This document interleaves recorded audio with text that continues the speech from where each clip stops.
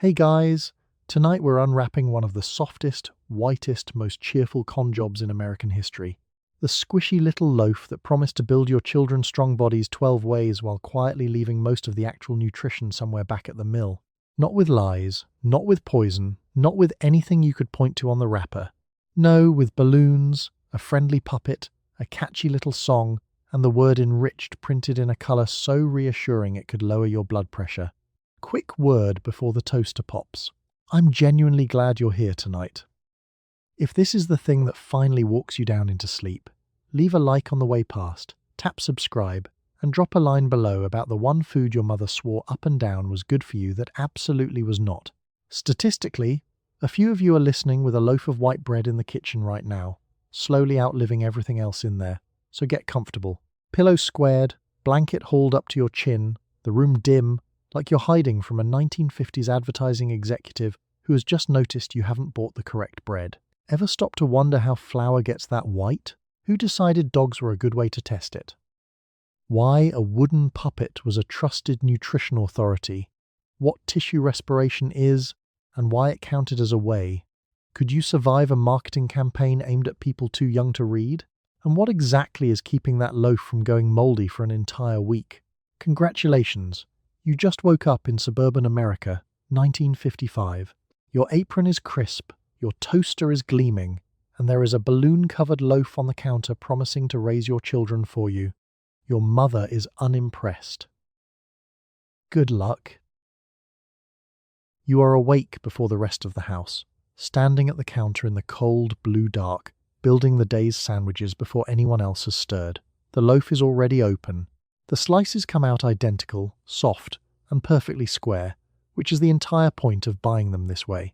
You lay them in rows the way a person lays bricks. Butter, then filling, then the lid slice, then the wax paper folded the way your hands have folded it 1,000 times. The kitchen is quiet. The bread asks nothing of you, and that is exactly what you need at this hour. This is the work nobody sees. By the time the family wanders down, warm and stupid with sleep, the sandwiches will already exist, wrapped and stacked and waiting, as if the kitchen simply produced them on its own overnight. That is the illusion you maintain. You are the stagehand of the household, and the loaf is your most cooperative prop. It does not crumble, it does not tear when the knife drags the butter across it. It lies flat and patient and takes the spread evenly, like a thing bred specifically for pre-dawn assembly lines, which, in a sense, it was. The slices are the great gift here, and you know it even half asleep. Your mother sawed her bread by hand in the dark and got slabs of wildly different thickness. A thick end for whoever she loved most, and a thin, sad heel for whoever annoyed her that week. You have been spared all of that. Every slice is the twin of the last one. The machine did the cutting in a factory you will never visit, and the uniformity arrives in your kitchen as a small daily mercy. The bread already democratic, already fair, already decided. The butter is cold and fights you a little. You press harder. The knife wins, the way it always wins, and the spread goes on in a thin, even sheet because the surface beneath it gives just enough and not too much. Missus. Halloran next door swears she warms her butter on the radiator for 10 minutes first. You do not have 10 minutes.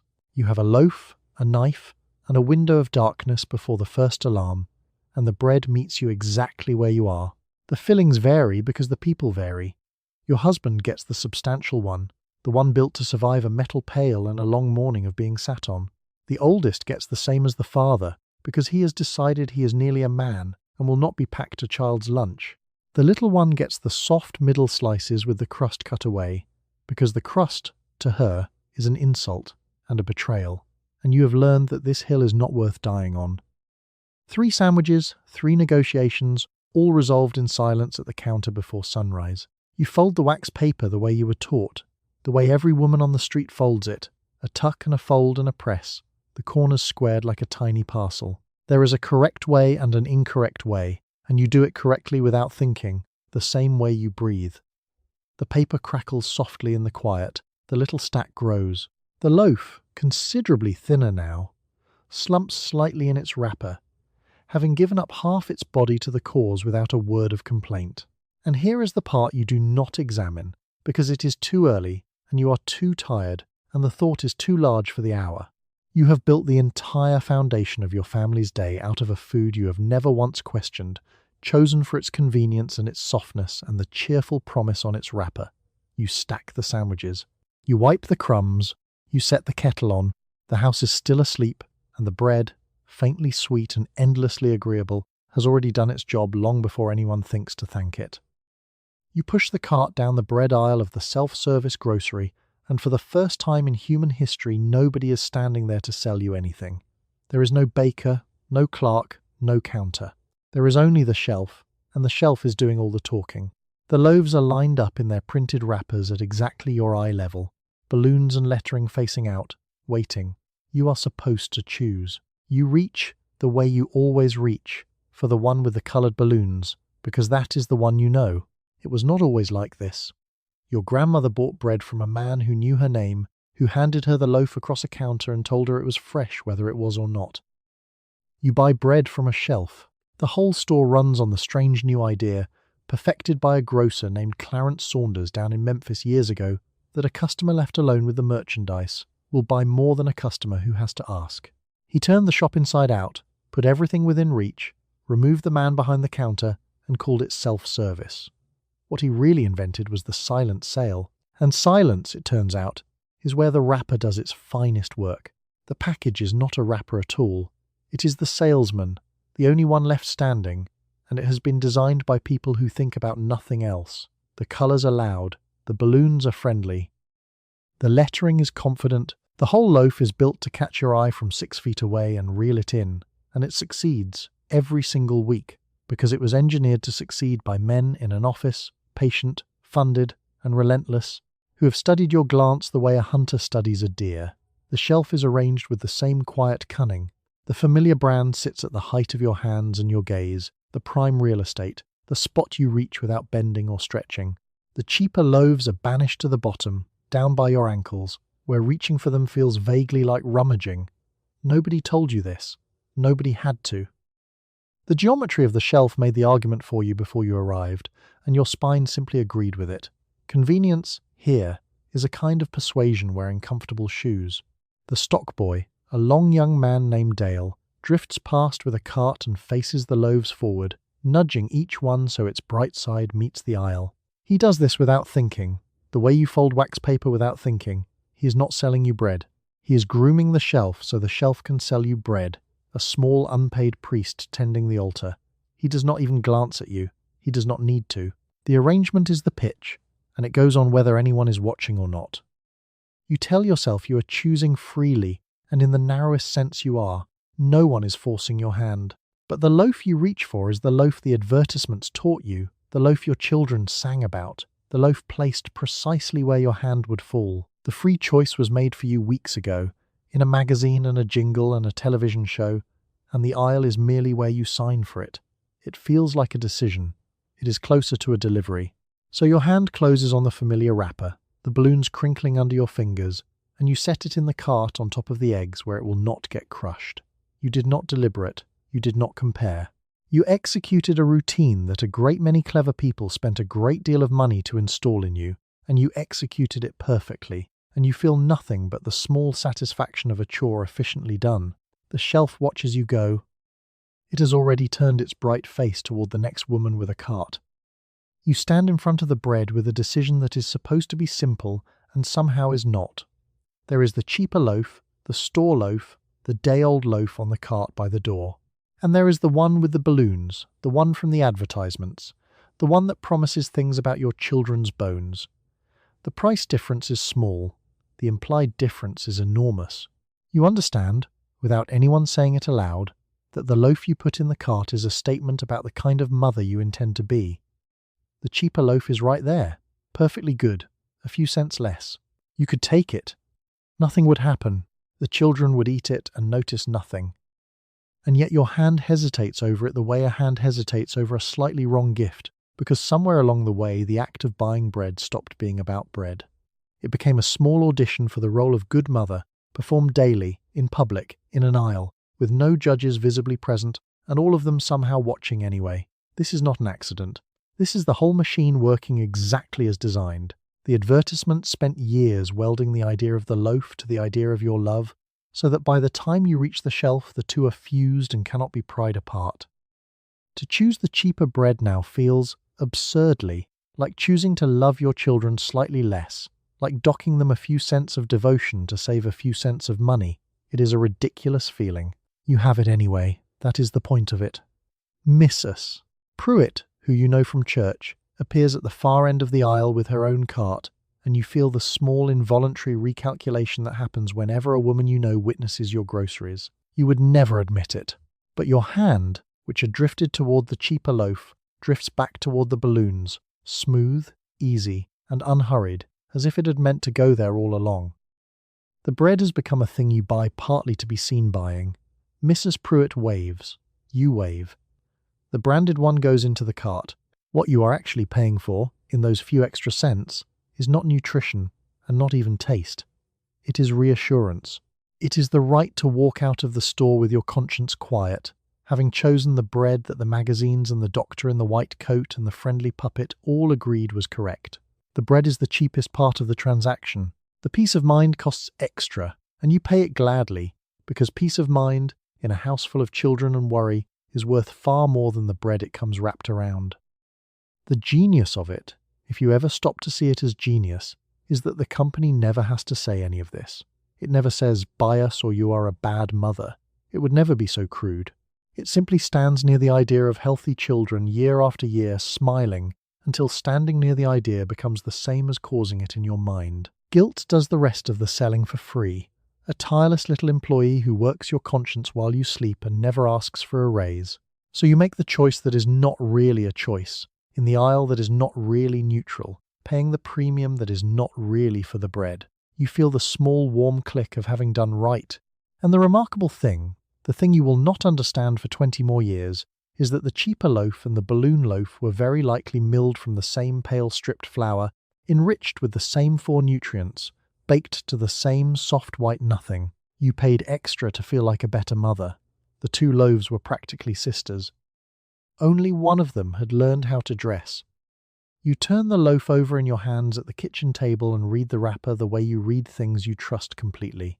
It tells you the bread builds strong bodies 12 ways. It lists the ways: muscles, bones and teeth, blood, brain, energy. The words are confident and printed in cheerful color, and they carry the unmistakable weight of science. You do not check them. There is nobody to check them against. The wrapper is both the claim and the only evidence for the claim, and you accept it, because why on earth would the bread lie to you? 12 ways. You count them once, out of curiosity, the way you might count the steps on a staircase you climb every day. Muscles, you understand. Bones and teeth, certainly. Blood, fine. And then the list grows ambitious. Tissue respiration is one of the ways. You are not entirely sure what tissue respiration is, but it sounds like the sort of thing a body ought to be doing, and the bread is apparently in favour of it, and so by association you are too. The list does not explain itself. It does not have to. It only has to be long. This is the quiet brilliance of the number. 12 is more than you can hold in your head, and more than you would ever bother to verify, which is precisely why it works. One way might invite a question. 12 ways forecloses all questions through sheer volume. It is not an argument so much as an avalanche, a list designed less to inform you than to bury your doubt under its own length. You read it, you are reassured by its size, and you move on, which is exactly the journey the wrapper was built to send you on. The wrapper speaks the language of the laboratory, and you have been raised to bow to that language. Words like enriched, nutrients, and respiration arrive dressed in white coats. They do not sound like advertising. They sound like medicine, like the doctor, like the serious men on the radio who know things. And so the loaf borrows an authority it did not earn, the way a child borrows his father's hat, and stands there in the kitchen looking grave and credentialed when it is, underneath, a soft, sweet square of starch with excellent posture. Your husband, Walter, reads the sports page at the same table and would never in 1,000 years read the side of a bread wrapper, which is its own small lesson. The wrapper was written for you.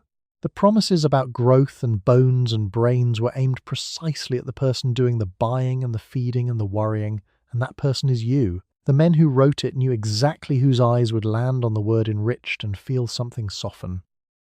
They wrote to the mother because the mother holds the loaf and the loaf holds the family.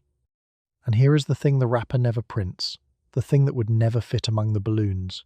It tells you at length everything that was added. It says not one word about everything that was removed. It is a receipt that lists only the change handed back, never the bill. The bran, the germ, the fibre, the dozens of quiet things stripped out in the mill, none of them appear. The wrapper is not lying. It is doing something subtler and harder to catch. It is telling you a true story with most of the story left out.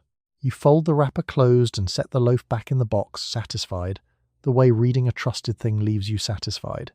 You have done your due diligence, you feel, by reading the words provided.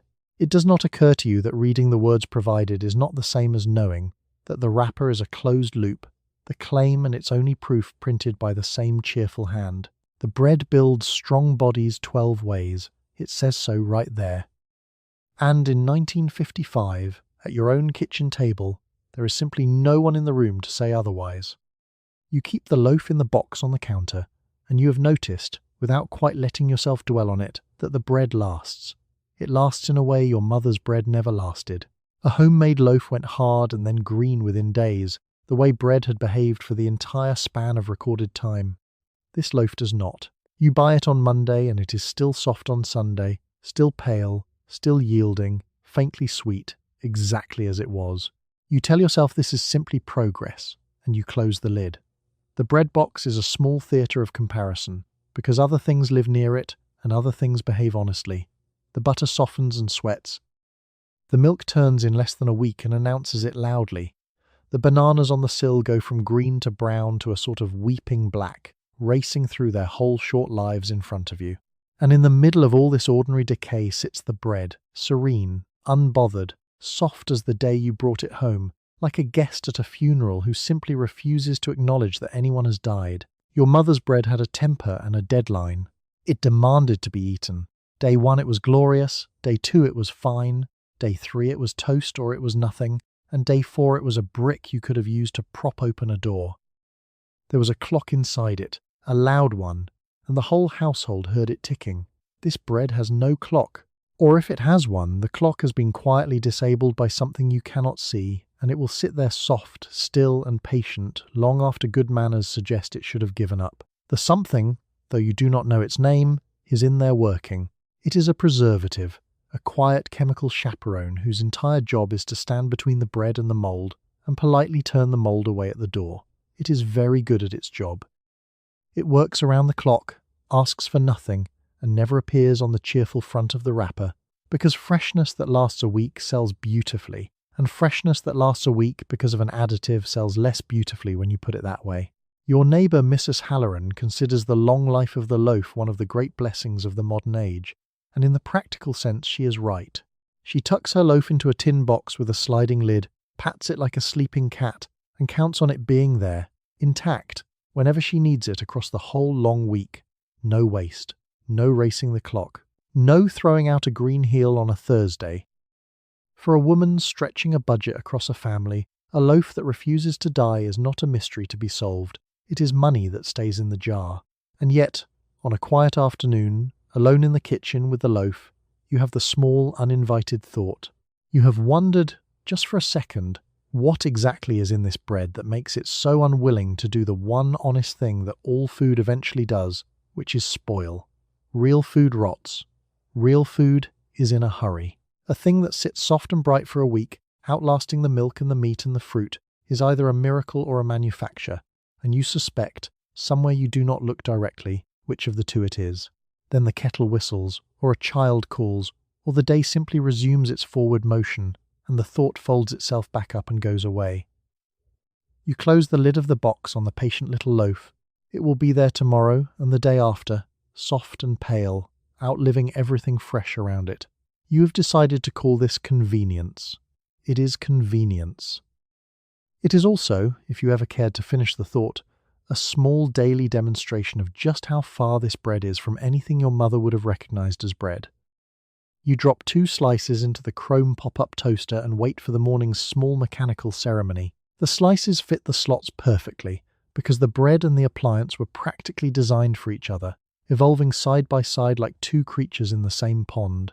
the coils glow, the kitchen fills with a warm, slightly sweet smell. Then the spring releases with its little metallic thump and presents you 2 squares of even gold. You butter them while they are still hot. This is breakfast, and it is also, quietly, a demonstration of how modern your kitchen has become. The fit is the part nobody marvels at, which is a shame, because it is a small marvel. The slot of the toaster and the slice of the loaf are the same width, the same height, the same flat uniform shape, as though one had been measured against the other. And in a way, it was. A mechanic named Charles Strite built the first pop-up toaster decades ago, and the sliced loaf arrived to meet it, and the 2 of them grew up together into the perfect couple, each one useless without the other, each one quietly insisting that the kitchen could not function without the pair of them installed. Your grandmother toasted bread on a fork held over a flame, turning it by hand, burning her knuckles, producing toast of wildly variable character. The toaster abolished all of that. It does not need watching. It does not need turning. It counts the seconds itself with a small internal patience you do not possess at this hour, and it returns the bread brown to a setting you chose once and never adjusted again. The machine knows when the toast is done. You do not. You simply trust the thump. The toast that emerges is uncannily even, gold from edge to edge, because the bread that went in was uncannily even, the same density and moisture in every square inch. There are no thick spots that stay pale, no thin spots that scorch, none of the geography of a hand-cut slice. It browns like a thing that was manufactured to brown, which it was. The smell that rises off it is warm and gently sweet, closer to a baking cake than to anything sour or yeasty, and the sweetness is not your imagination. The bread was sweet before it ever met the heat. Your son Danny stands by the toaster every morning like a small impatient supervisor, watching the slot, waiting for the thump, and the instant it sounds he claims his toast before you can intervene, juggling it from hand to hand and blowing on his fingers and refusing every offer of help. The toaster has trained him as surely as it has freed you. He does not know how to make toast over a fire and never will. He knows the slot, the lever, the thump, the gold square, the burnt finger, and to him that is simply what toast is and always has been. The butter goes on while the surface is still hot enough to drink it down, and this is the moment the whole ritual is built around. The toast accepts the butter completely, soaking it into its open, soft crumb, going from dry to glossy in a second. A heartier bread would have resisted, would have made you spread and spread. This one drinks. It was bred for tenderness. And tenderness is exactly what makes it vanish into a pat of butter without a fight, the way it vanishes into everything, asking nothing, yielding always. You eat your own slice standing up, because you are never sitting down at this hour, and you feel the small, clean pride of the modern kitchen humming around you, the chrome, the coils, the even gold toast, the reliable thump. Everything gleaming, modern and automatic and effortless, the future arriving one breakfast at a time. You never think to ask whether effortless and good are the same thing. The toast is warm, the butter is melting, you eat, and the day begins. You assemble your husband's lunch the way a quartermaster outfits a soldier, because he will carry it into a world you will not see until evening. The sandwich is the centerpiece, and the sandwich is built on the soft white slices, because they survive a metal pail and a long morning without falling apart or going stiff. You wrap it tight. You add the thermos, the fruit, the small thing he likes. The bread is the foundation of the whole operation, the part you never think about precisely because it never fails you, which is its own kind of achievement. The pail itself is a serious object, black, domed and dented, and it goes with Walter to the plant the way his name goes with him, a part of who he is out there in the hours you cannot picture. What goes inside it is your responsibility and your signature. A man's lunch pail, opened at noon among other men, is read by the other men, and you know this, and so you pack it the way you would dress him for church, with an eye toward how it will look when it is seen. The sandwich has to survive a journey, and this is where the soft white loaf quietly earns its keep. It gets packed at dawn and opened at noon, 6 hours later, after a bus ride and a locker and the bottom of a pail. A delicate bread would arrive a ruin, dried at the edges, fallen apart at the seams. This bread arrives intact. It is built for the trip. It has the structural patience of a thing that expects to be ignored for hours and asked to perform anyway, like a good understudy waiting in the wings of a metal box. You cut it on the diagonal because Walter, a grown man who operates heavy machinery, has quietly let it be known over the years that a sandwich cut on the diagonal tastes better than a sandwich cut straight across. It does not taste better. It cannot taste better. It is the same sandwich rotated. But you cut it on the diagonal anyway, every morning, because marriage is a long series of small accommodations to mysteries you stopped questioning years ago, and the angle of his bread is one of them. The wrapping is its own small craft. The wax paper goes on tight, the corners tucked, the whole parcel snug enough to keep the air out and loose enough to open with cold hands at noon. You have folded 10,000 of these. Your hands do it while your mind is 3 rooms away, already on to the next task, and the sandwich emerges sealed and squared without your full attention, an act of pure trained muscle. Missus.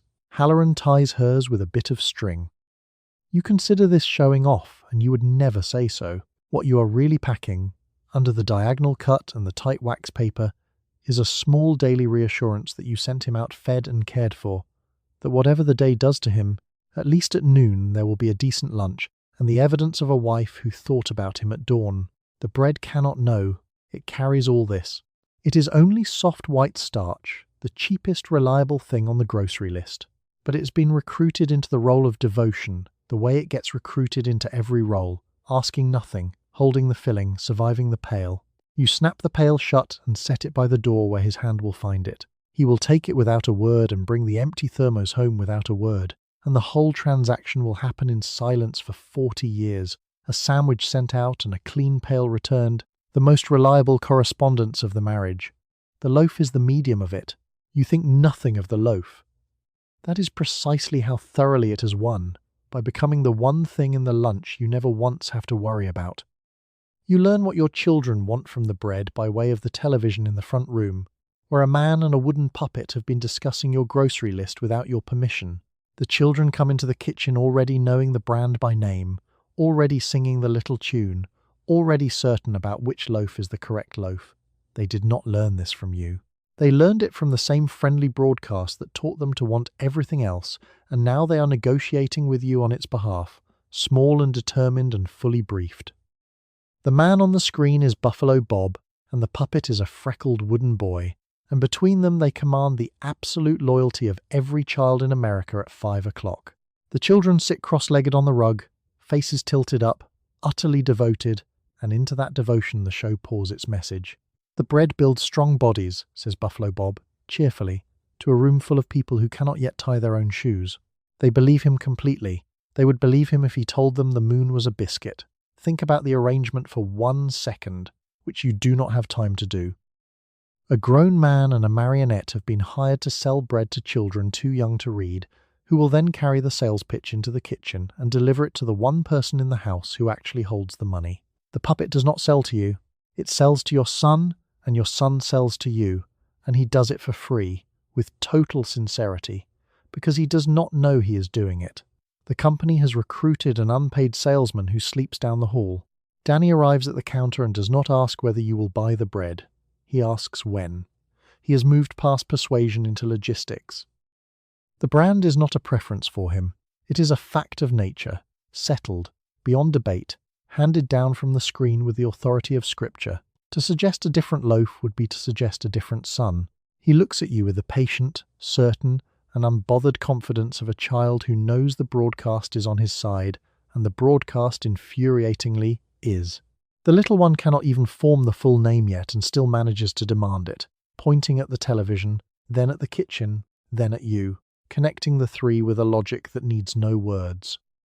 She has been advertised to before she can speak in sentences, the first brand she ever loved installed before she had the language to question it. You find this slightly chilling on the rare afternoon you have the leisure to find anything chilling, which is never.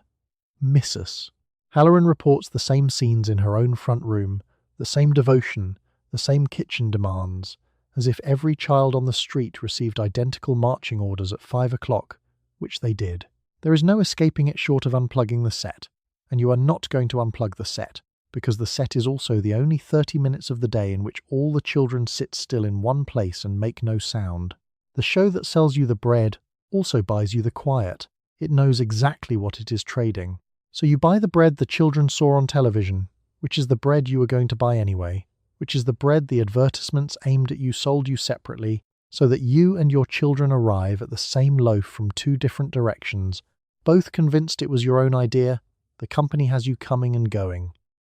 It's sold to the mother through her guilt and to the children through their puppet, and the two campaigns meet in your cart, shake hands, and go home together. Buffalo Bob, for his part, has never met any of you. He simply smiles at the camera and tells the strong body's story again, and somewhere a great many loaves quietly leave the shelf. You watch your child do the thing that all children do with this bread, which is take a fresh slice and slowly compress it into a single dense ball roughly the size of a marble. It is a small act of destruction and a small act of delight, and the bread permits it absolutely, collapsing without protest into a grey little sphere. No bread in your mother's kitchen could have done this. A real crust would have fought back. This loaf simply surrenders, and the child holds up the result like a prize, and you decide not to think too hard about what that softness means. The physics of it are genuinely astonishing if you let them be. A whole slice of bread, a thing with surface and structure, reduces under a child's small fist to a pellet you could fire from a slingshot. All that volume was apparently air, and the moment a little pressure is applied, the air leaves and the truth remains, about the size of a marble.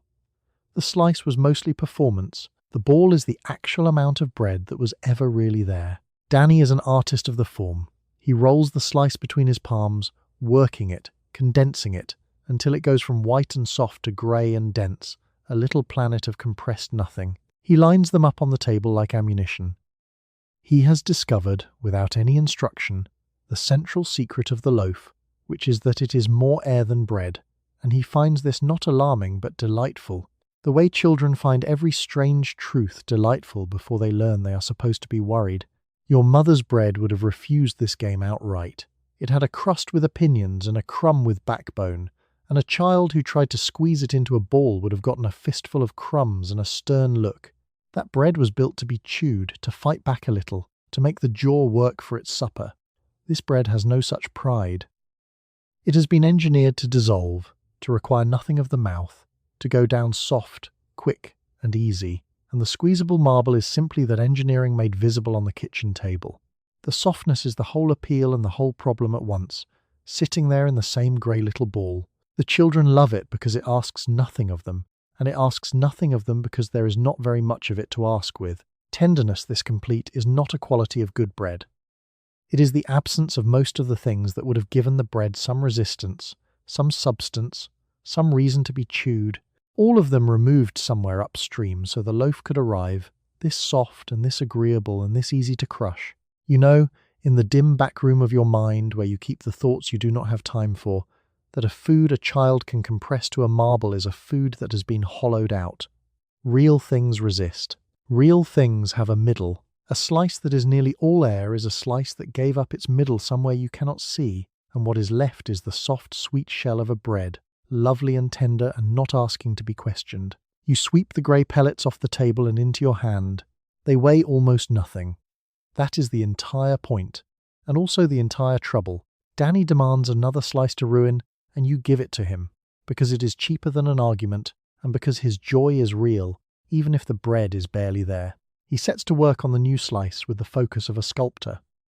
And you stand at the sink watching your son cheerfully demonstrate, with his own two hands, exactly how little is actually inside the bread you have been feeding the whole family. And you dry your hands, and you let the thought go, because the kettle is on and there is no one here to tell it to. You sit in the doctor's office holding your child's small coat while the doctor says the word that has been quietly governing your grocery decisions for years. Vitamins. The children need them. There are diseases, he reminds you, that come from going without. Diseases with names that frighten you, because your own grandmother spoke of them. He is reassuring rather than alarming, but the message lands the way it is meant to. You leave thinking about the loaf on your counter and its printed promise, and you feel, for a moment, that you have already been doing the right thing all along. Doctor. Ferris is a kind man with cold hands and a stethoscope he warms against his own shirt before he uses it on the children, which you have always appreciated. He taps Danny's knee, looks in his ears, asks the small questions, and somewhere in the middle of it says the thing about vitamins, almost in passing, the way a man mentions the weather. He does not mean to frighten you. He means to be thorough, but the word goes in like a splinter and stays. The names of the old diseases are what do it. He says them gently, but they are not gentle words. They are the words of the lean years, the words your grandmother used about children who did not grow right, whose bones went soft, whose gums bled, whose bodies failed in ways that had names before anyone knew the cause. You grew up in the shadow of those words. They mean a child who was not fed correctly, and a child not fed correctly means a mother who failed, and there is the splinter, in deep now, throbbing quietly. What doctor? Ferris does not say, because it is not his job and not on his mind, is which foods carry these vitamins or in what amount. He gives you the fear and trusts you to find the cure on your own, out there in the grocery store, among the wrappers. And the wrappers are waiting for you.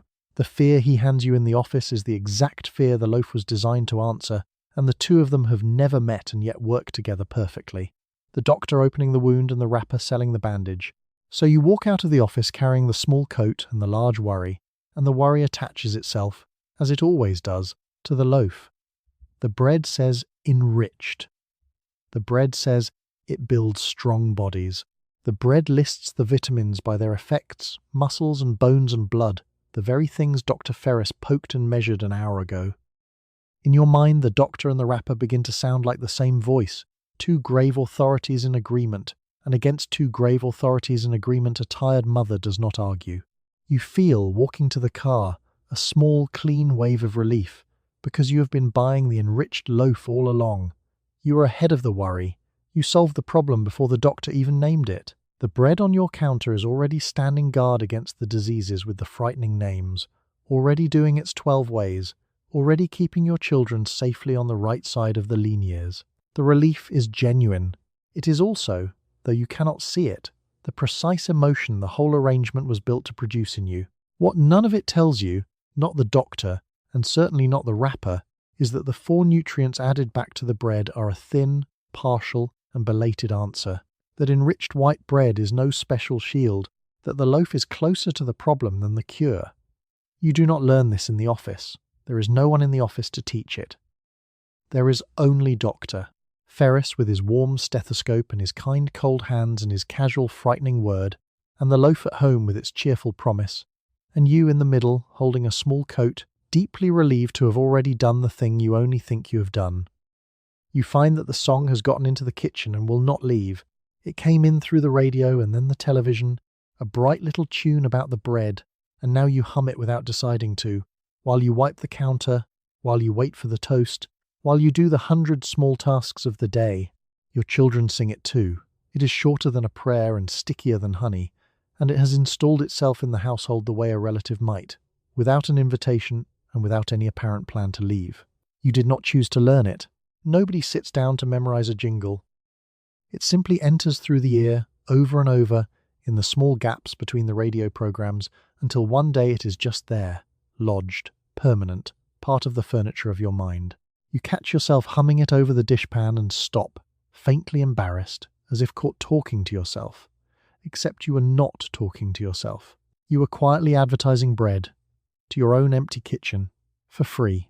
The tune is built to do exactly this, and it does it with the cold efficiency of a thing made by professionals. It is short so it fits in your head. It is simple so it sticks.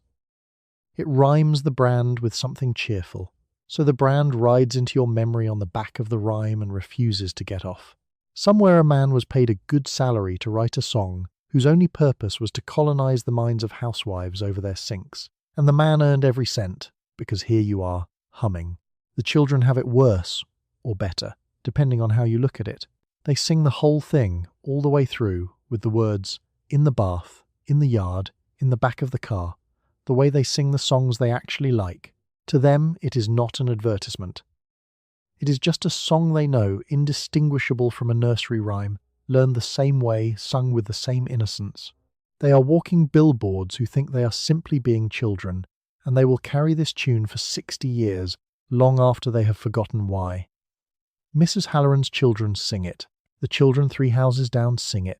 You hear it drift over the fences on a warm afternoon, the same notes, the same words, rising from a dozen separate yards at once, as if the whole street had been issued the same hymn.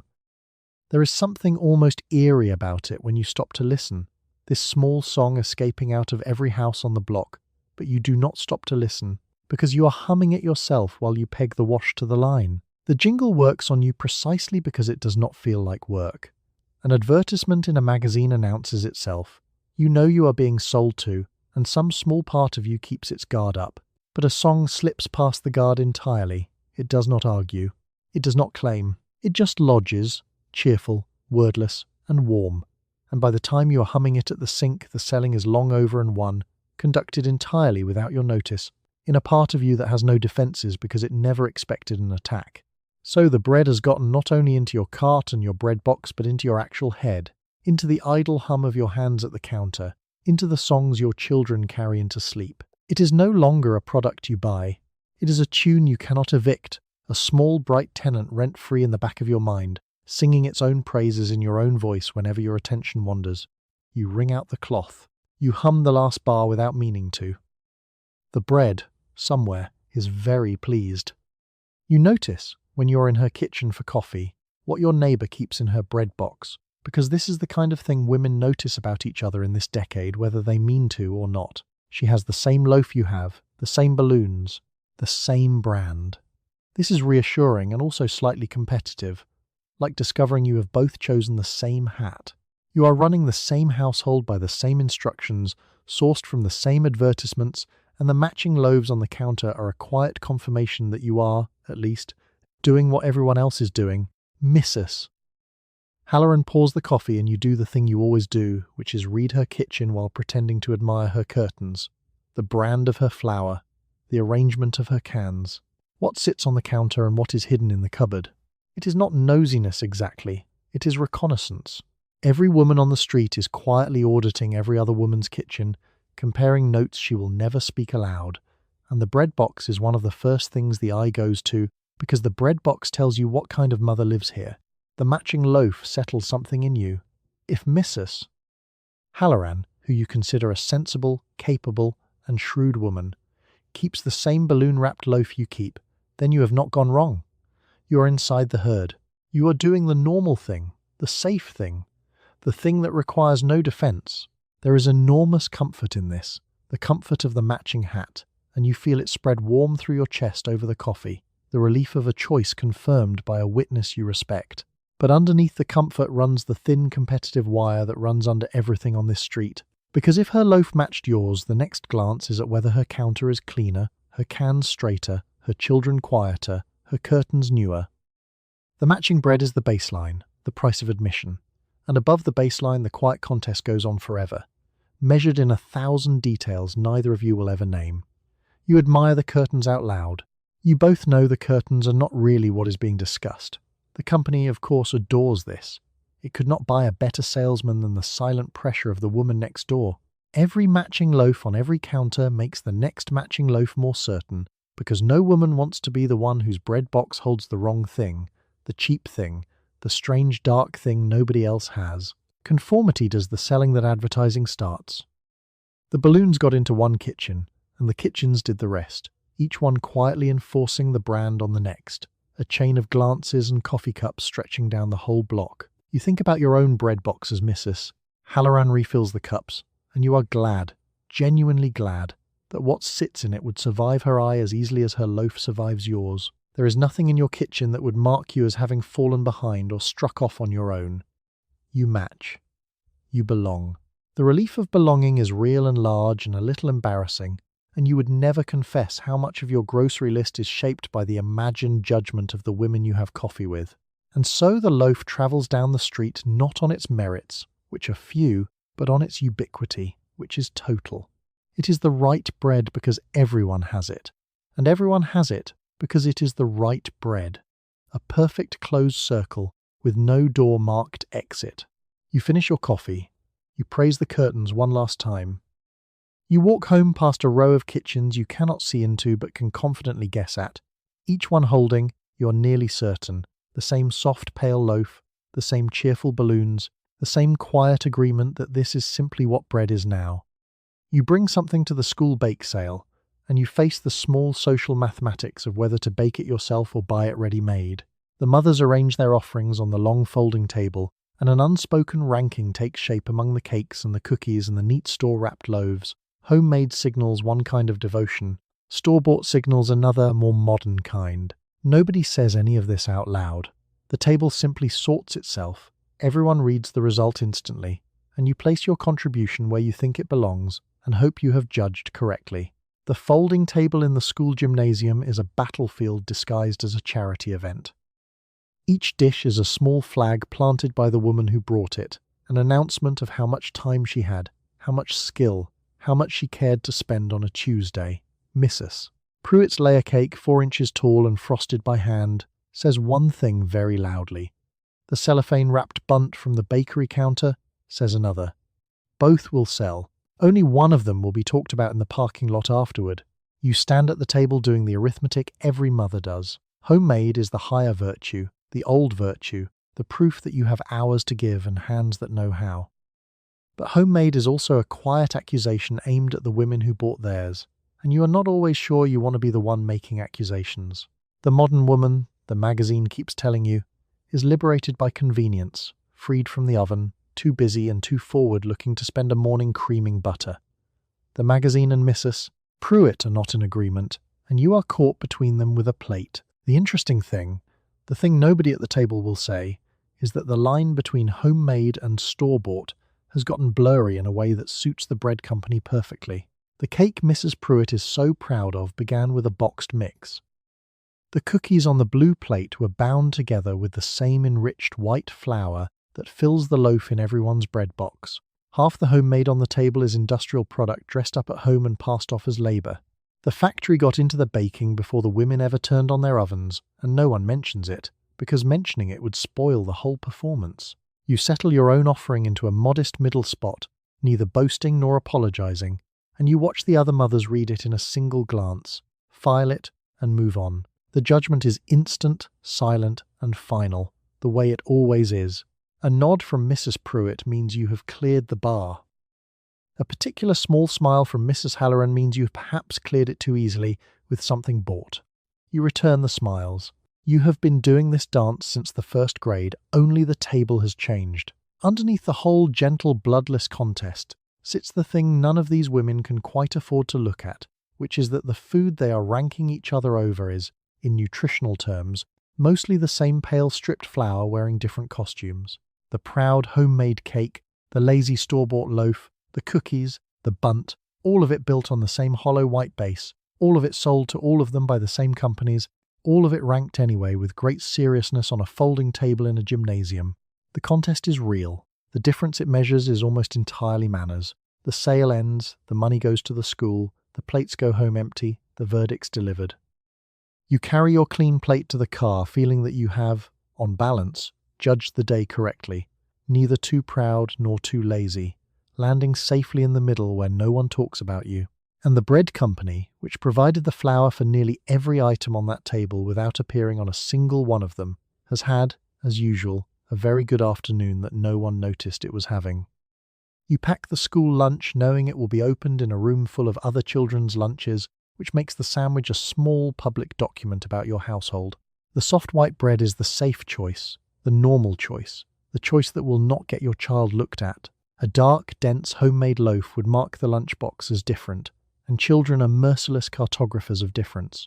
So you build the sandwich on the pale square slices that every other mother is also using, and your child carries the evidence of belonging into the lunchroom without ever knowing it is there. The lunchroom is a court, and the lunchboxes are the testimony. When the lids come up at noon, 30 children see at a glance what 30 households put inside, and they judge it with the swift cruelty that only children possess.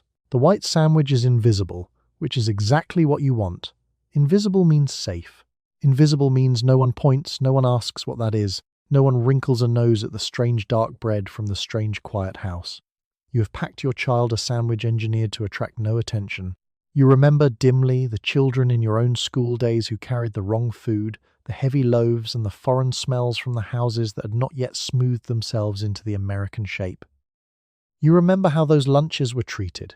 You remember the relentless mockery, and you remember being grateful it was not aimed at you, and you have carried that gratitude into your own kitchen as a quiet rule. Your children will carry the right bread. Your children will be invisible, ordinary, and safe. Your children will never be the lunchbox the others laugh at.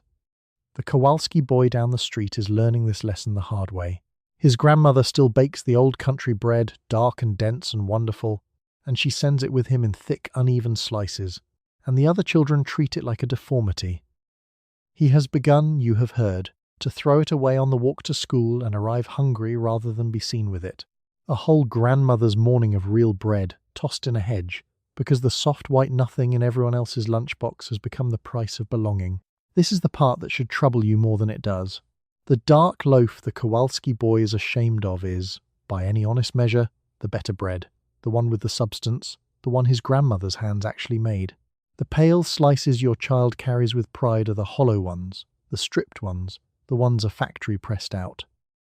The lunchroom has the whole thing exactly backward, mocking the real and rewarding the manufactured, and the children enforcing this verdict have no idea they are doing the bread company's work for it, one cruel glance at a time. But you are not going to fix the lunchroom, and you are not going to sacrifice your own child to a principle. So you keep packing the white sandwich, the safe sandwich, the one that draws no fire. You tell yourself, and you are not wrong, that a mother's first job is to get her child through the day unharmed. And in the small, brutal society of the lunchroom, unharmed means unremarkable, and unremarkable means the pale square slices that match every other lunchbox in the room. The principle loses to the playground, as it usually does. Your child comes home with an empty lunchbox and no stories, which is the best possible report, because stories from the lunchroom are almost always about someone who got singled out, and you are deeply relieved it was not yours.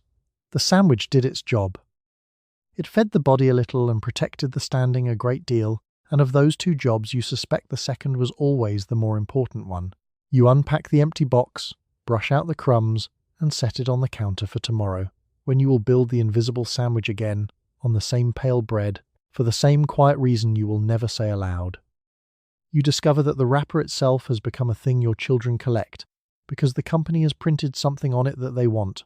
A ballot, a premium, a way to vote in a contest tied to the television show, redeemable only by buying more of the bread.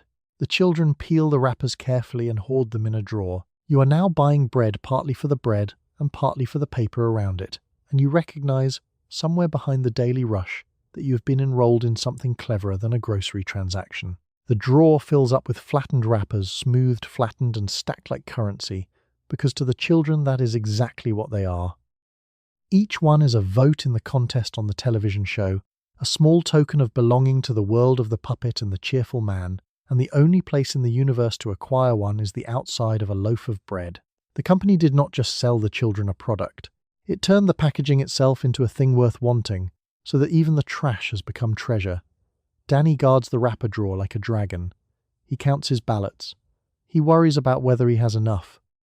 He campaigns, gently and then less gently, for you to buy another loaf, not because the old one is finished, but because he needs the wrapper, and the bread inside has become almost incidental to him, a thing to be gotten through so the real prize, the paper, can be claimed.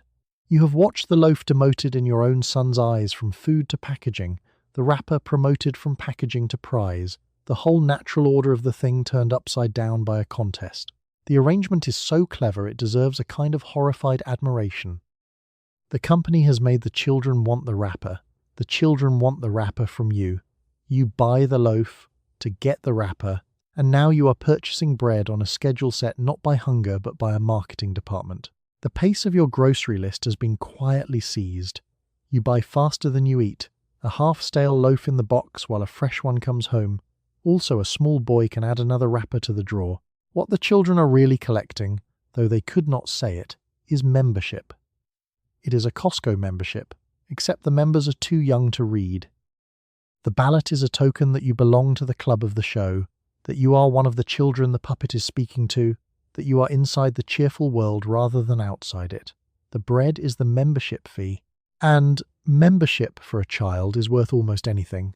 Certainly worth nagging a tired mother into one more trip down the bread aisle, which is precisely the calculation the company made when it printed the first ballot on the first wrapper. You play along, mostly, because the cost is small and the joy is large and there are battles more worth fighting than this one. But you notice the machinery now, in the way you did not at first, and noticing it leaves a faint sour taste under the cheerfulness. Your children have been turned into a tiny, tireless sales force working you from the inside, and the wrapper in the drawer is their commission, and somewhere a company is delighted that the loaf has become the least important thing it sells. The contest will end, as contests do, and the wrappers in the drawer will lose their magic overnight and become ordinary trash again, and Danny will move on to the next collected thing with the bottomless appetite of childhood. But the habit will remain, the deep installed expectation that the things you buy come with prizes, that packaging is worth hoarding, that wanting can be manufactured and fed. You empty the drawer of dead ballots when he is at school. They go in the bin without ceremony, and tomorrow there will be a new loaf on the counter and a new wrapper to save. You prefer the white loaf, and you have never once examined why, because the preference arrived in you the way most preferences do, fully formed and feeling like your own. White is clean. White is fine. White is what the better families ate once, when white flour was rare and expensive and dark bread was the mark of a poorer table. That history is gone now, but the feeling it left behind is not, and so you reach for the pale slices with a small sense of having done well, of having served your family something a notch above the ordinary. The preference is older than you are, older than your mother, a thing handed down through centuries you know nothing about. For most of human history, white bread was genuinely hard to make. It took fine sifting, careful milling, the removal of the coarse brown parts by hand, and all that labour made it dear. Only the rich could afford bread that pale. The poor ate the dark, heavy loaves, the whole grain ones, the ones with everything still in them, and they would have traded that bread in an instant for the white loaf they could not afford. So white became the colour of having arrived. A pale loaf on the table said the family was doing well, eating up, beyond the coarse brown bread of the labouring poor. That meaning soaked into the culture so deeply that it outlived the thing it was based on. You still feel it, that small lift of having served the finer bread, even though the entire situation has reversed itself. Even though the white loaf in your hand is now the cheap one, the mass one, the hollow one, and the dark bread has become the costly choice of people who can afford to care. The joke history has played here is a good one, slow and quiet, and at your expense. The poor man's bread of 200 years ago, the dark, whole-grain loaf full of the bran and the germ, turns out to have been the better bread all along, the one with the substance, the one the body actually wanted. The rich man's white loaf, the prize, the prestige, turns out to have been mostly stripped starch dressed in status. The labour that made it pale was the labour of taking the good things out, and everyone wanted it anyway, because it looked like wealth. Nobody told you any of this, of course. You inherited the wanting without the history, the preference without the reason, the way you inherited your mother's way of folding sheets. The bread company did not have to create your love of white. The love was already there, ancient and free, waiting in you when the company arrived, and all the company had to do was stand in front of that old longing with a soft bleached loaf and say, gently, "Here it is, the white bread, the fine bread, finally cheap enough for everyone." And that, in the end, was the masterstroke, the thing the company understood, and you did not.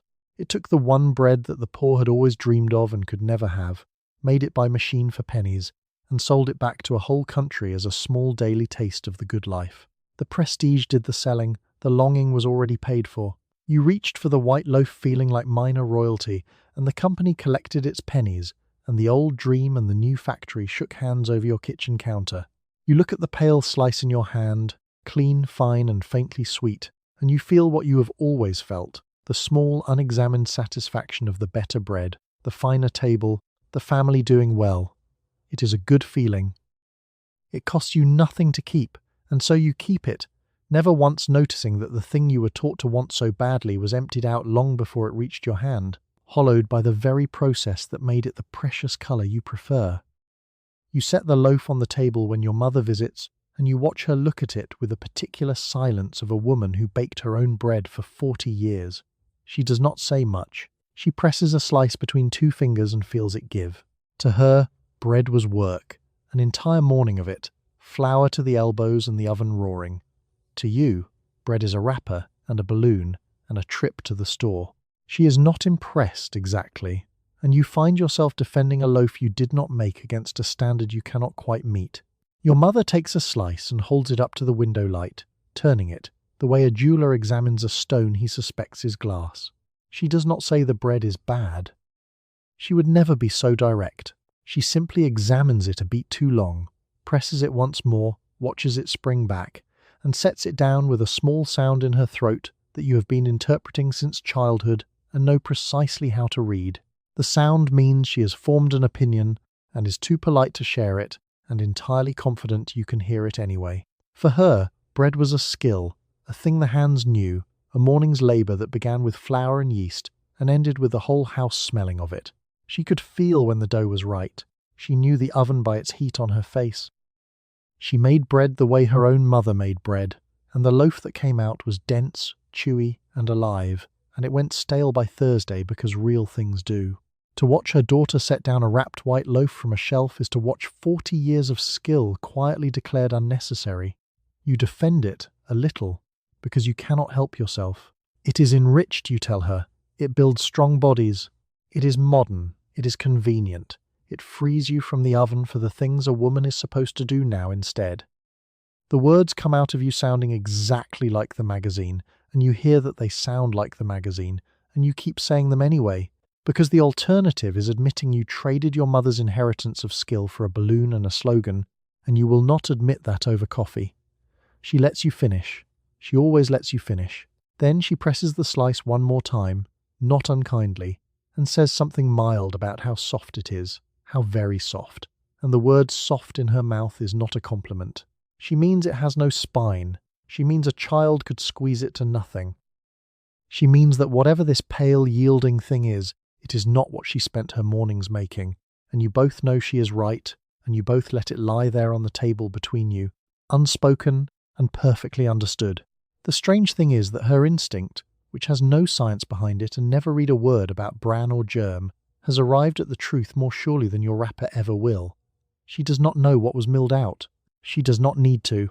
Her hands, trained on real bread for 4 decades, feel the absence directly, the missing weight, the missing chew, the missing life. Her body knows what the loaf is not, and no slogan printed on the wrapper can argue with 40 years of hands. She finishes her coffee and changes the subject, and the loaf sits there judged between the two of you. After she leaves, you press a slice yourself, the way she did, holding it to the light, feeling it give, and for a moment you feel what she felt, the wrongness of it, the softness that is really an emptiness. Then you put it back in the box, because it is what you have, and it is what the children want, and it is what everyone buys, and your mother's hands are not your hands, and the oven has been cold in your kitchen for years. You run the household budget down to the coin, and the loaf earns its place on the list because of what it costs against what it does. It is cheap. It is filling. It stretches a small amount of meat across a large number of mouths. It absorbs a thin soup. It becomes toast and sandwiches and the bottom of a dozen meals. In a week measured carefully against a paycheck, the soft white loaf is not a luxury at all, but a workhorse, the most reliable line on the grocery list, and reliability, in your kitchen, is worth more than almost anything. The budget lives in your head and on a small pad by the telephone, and every item on the grocery list has to justify itself against every other item. The roast justifies itself once a week and not more. The eggs justify themselves daily, and the loaf justifies itself constantly, effortlessly, because for the few cents it costs, it does more work than anything else in the cart. It is the cheapest way known to a mother to make a child feel full, and a full child is the entire goal, the thing the whole budget bends toward. This is the part the critics never quite understand, the comfortable people who would later wag their fingers at the white loaf as if buying it were a failure of character. They did not run your budget. They did not have to turn one paycheck into 7 dinners and 3 lunches and a week of breakfasts with a little left over for the collection plate. You did. And in that arithmetic, the soft, cheap filling bread is not ignorance and not laziness. It is competence. It is a woman making the numbers work with the tools the store actually gave her. The loaf is the great extender, the thing that turns not enough into just enough, and a mother stretching $1 learns to love it for that the way a builder loves a reliable nail. Missus Halloran, who runs an even tighter ship than you with 2 more mouths to feed, has the whole thing down to a science, and she buys the white loaf by the armful precisely because it is the most food for the fewest cents. She is not fooled by the balloons. She does not care about the slogan or the puppet or the 12 ways. She cares that it is cheap and it fills her children and it lasts the week without going bad. And on those terms, the only terms her budget allows her to consider, it delivers exactly what she needs. And here is the quiet trap the company built so well, the thing that makes the whole story more than a simple swindle. The loaf really is the rational choice for a tight budget. It really is the cheapest filling food on the shelf. A mother counting coins is not being foolish when she reaches for it. She is being sensible, and any honest accounting has to admit it. The trouble is not that the bread is a bad bargain on price. The trouble is that the cheapest filling food on the shelf is also one of the most hollow, and the very poverty that makes you reach for it is the poverty that can least afford the emptiness inside it. So you write the loaf onto the pad by the telephone, where it has lived for years and will live for years more. The one item you never debate. It is cheap, filling, and lasting. Against a paycheck stretched thin as a slice of it, those three facts outweigh everything the slogan promised and everything the mill quietly took away. You are not buying strong bodies. You are buying full ones, on a budget, the only way you can, and you would do it again tomorrow, because tomorrow the numbers will be the same and the children will be just as hungry, and the bread will still be the cheapest way to meet them.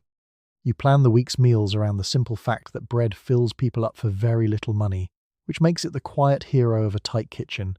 The casserole gets a crust of it, the eggs get a slab of toast beside them. A single can of soup becomes dinner once there is bread to go with it.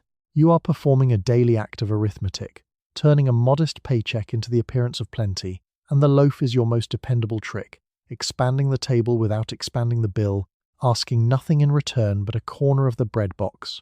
The trick of plenty is the great unspoken skill of running a house on not quite enough. The table has to look full. The children have to rise from it full. And the secret to both, the secret every mother on the street knows and none of them discuss, is bread, deployed everywhere, quietly, doing the work that meat would do if meat were not so dear. You build the illusion of abundance out of the cheapest material in the store, and you build it so well that no one at the table ever suspects how thin the wheat underneath it actually is. Bread pudding on Sunday uses the heels nobody wanted. Bread crumbs bind the meatloaf and stretch a pound of beef into a meal for 5. Bread fried in a little fat becomes a treat the children beg for, costing almost nothing. There is a whole secret cuisine of poverty built on stale white bread, passed mother to mother. 100 ways to make the cheapest thing in the kitchen carry the heaviest load, and you know most of them by heart, because your own mother knew them, because her mother knew them before her. The casserole is the masterpiece of the form, and the loaf is its foundation. A small amount of meat, a can of soup as the sauce, whatever vegetables are cheap that week, and bread everywhere, as crumbs on top and as the slices served alongside, turning a dish that is mostly air and economy into something that fills a family and looks, under the kitchen light, almost generous. You set it on the table with a flourish you do not entirely feel, and the children fall on it, and no one counts the ounces of meat, which is exactly as you planned it. What makes the loaf perfect for all this is precisely what makes it hollow, and you would see the cruelty of that if you ever had the time to look. It fills the stomach because it is soft, bulky, and easy, and it takes up room. It is cheap because it is mostly stripped starch. The same emptiness that lets the company sell it for pennies lets it bulk out a meal so cheaply, so the very feature you depend on, its talent for filling a child for almost nothing, means the filling is mostly not nourishment at all. Still, a full child sleeps, and a hungry child does not, and you are not raising your children in a seminar about bran and germ. You are raising them in a kitchen, on a budget, tonight, with what the store had and the paycheck allowed. The loaf lets you send them to bed full. Whatever it lacks, it does that one enormous thing, and on the nights when the meat ran short and the soup ran thin, that one thing is the difference between a quiet house and a house full of small complaints, and you will take the quiet house every time. So the loaf stays at the center of the week, the humble engine of the appearance of plenty. You perform the arithmetic again tomorrow, turning the modest paycheck into the full table, leaning on the cheap soft bread the way you lean on the kitchen counter itself, without thinking, because it is always there and it always holds. It is not the bread your mother would have wanted for them. It is the bread the budget allows. And in a tight kitchen, the bread the budget allows is the only bread there is. You hand the children the afternoon snack that you yourself were probably handed, which is a slice of the soft white bread with butter and a sprinkle of sugar on top. They love it instantly and completely. It is sweet, It is soft, it requires no chewing worth mentioning, and it disappears in a few quick bites. You notice that they reach for it the way they reach for candy, and you notice that the bread already tastes a little sweet on its own, before the sugar even goes on, but you are busy, and a happy child is a quiet child, and you move on. The sugar on top is the part you think of as the treat, but the children would be nearly as happy without it, because the bread underneath has a sweetness of its own that you have stopped tasting from familiarity. Real bread is not sweet. Real bread is faintly sour, a little nutty, the taste of grain and yeast and work. This bread is sweet, deliberately, because somewhere in its making sugar was added to the dough, and the sweetness is not an accident or a flourish. It is a hook, set early, in foods aimed at children who will chase that taste for the rest of their lives. Danny eats his snack in 4 bites and asks for another, and the speed of it tells you everything. There is nothing in the slice to slow him down, no crust to fight, no density to chew through, no substance to make him pause. It is engineered to vanish, and vanish it does, sweet and soft and gone, leaving him hungry again 20 minutes later, in a way a heavier bread never would. He is not being greedy. He is responding exactly as designed to a food designed to be eaten fast and craved again soon. You were handed this same snack as a girl, in another kitchen, by your own mother, and you loved it then the way Danny loves it now, and there is a warmth in passing it down that you do not want to examine too closely. It is a small ritual of comfort, bread and butter and sugar, the taste of being cared for on an ordinary afternoon. The trouble is that the comfort and the hook are the same thing, that the sweetness which says you are loved is the same sweetness that trains the tongue to want more sweetness, and the ritual carries both gifts in the same hand. The sweet tooth being built here will outlast childhood by 60 years. A child raised on sweet soft bread and sweet snacks grows into an adult who finds plain food disappointing, who reaches without thinking for the sweeter option, whose tongue was calibrated before he could spell his own name. The company did not invent the child's love of sweetness, but it found that love early and fed it daily and made a customer for life out of a 4-year-old at a kitchen table. You sprinkle the sugar for the second slice and tell yourself it is only a snack, only an afternoon, only a small sweetness in a hard world, and all of that is true and none of it is the whole truth. The whole truth is that you are doing exactly what your mother did and exactly what the company hoped, raising children who associate this particular soft sweet bread with comfort, love, and home, so that for the rest of their lives a slice will taste like being small and safe, and they will keep buying it and never quite know why. Danny finishes the second slice as fast as the first and runs back outside, sugar on his lip, already forgetting he ate. And you wipe the counter and put the bread away. It is a small thing, an afternoon snack. And it is also, quietly, one of the most effective things in the whole arrangement. The moment the bread stops being food the children tolerate and becomes food the children love, a love installed early, on purpose. One sweet, soft slice at a time. You run a kitchen that calls itself modern, and modern means scientific. And scientific means you trust the people who study these things, so you do not have to. The magazines tell you so. The advertisements tell you so. Everything in the room, from the enamel surfaces to the labelled cans to the printed loaf, carries the gleam of progress and the implied endorsement of experts in distant laboratories. You are not a chemist. You are not meant to be. You are meant to buy what the chemists approve of, serve it with confidence, and feel that your family is in good hands. So you do. The kitchen has been sold to you as a small laboratory, and you the technician in it, following the instructions of unseen experts. The cake mix barks its method from the box like a tiny drill sergeant. The cleaning powder promises science in a font that means business. The percolator gurgles on the counter, smug as a professor who has never been wrong, and the loaf beside it offers its enrichment, its nutrients, its 12 ways. All the work of men in white coats you are not equipped to question and not expected to. Your job is not to understand but to trust, to buy, to follow the directions on the box, and modernity will take care of the rest. This trust did not come from nowhere. It was earned in part by real triumphs. Science had genuinely conquered things in living memory, diseases beaten, lights switched on, food kept cold, and a woman who watched those miracles arrive had every reason to believe the experts. The faith was rational. The men in the laboratories had delivered again and again.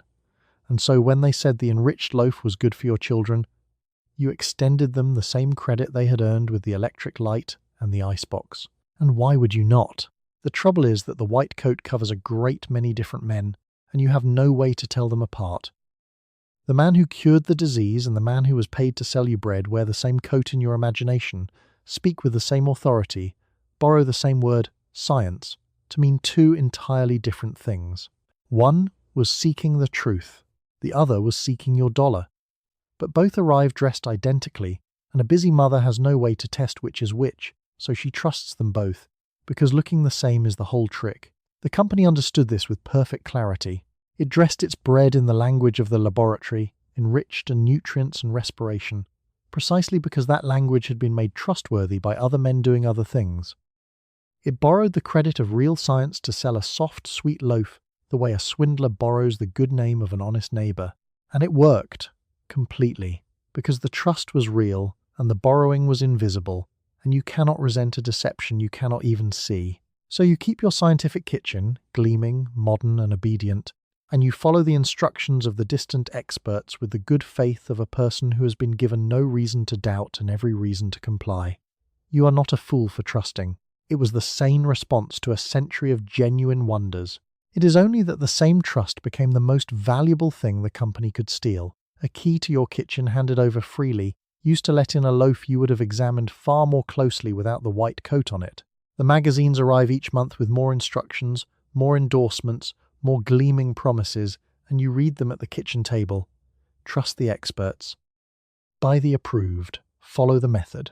It is a sensible creed, and you live by it sensibly, and the only flaw in it, the one you cannot see from inside it, is that it has no way of telling the expert who wants to help you from the expert who only wants to sell you bread, and the second kind has learned to dress exactly like the first.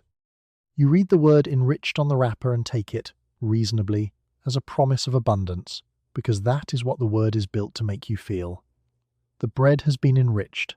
Nutrients have been added. Your family is getting more, not less. What the word does not tell you, and what you have no way to learn from a wrapper, is that enriching means putting back a small handful of things that were taken out in much larger number somewhere upstream, in a mill you will never see, by a process nobody advertises. You read the good word and you believe the good word. Enriched is a beautiful word, chosen by someone who understood beautiful words. It means made richer, made fuller, improved, the way a person grows rich, the way a soil is enriched for planting. It does not sound like what it is, which is restoration, and partial restoration at that, returning a few things to a food that had a great many stripped from it first. But restoration is a tired apologetic word, and enriched is a triumphant one, and the company chose the triumphant one, because triumph sells and apology does not. The number is the thing, and the number is 4. 4 nutrients are put back in the enriching. Thiamine, niacin, riboflavin, and iron. 4 real things, returned to the pale flour after the milling took its toll. You would not know it is 4 from the wrapper. You would think, from the wrapper, that the bread had been showered with goodness, lavished, made bountiful.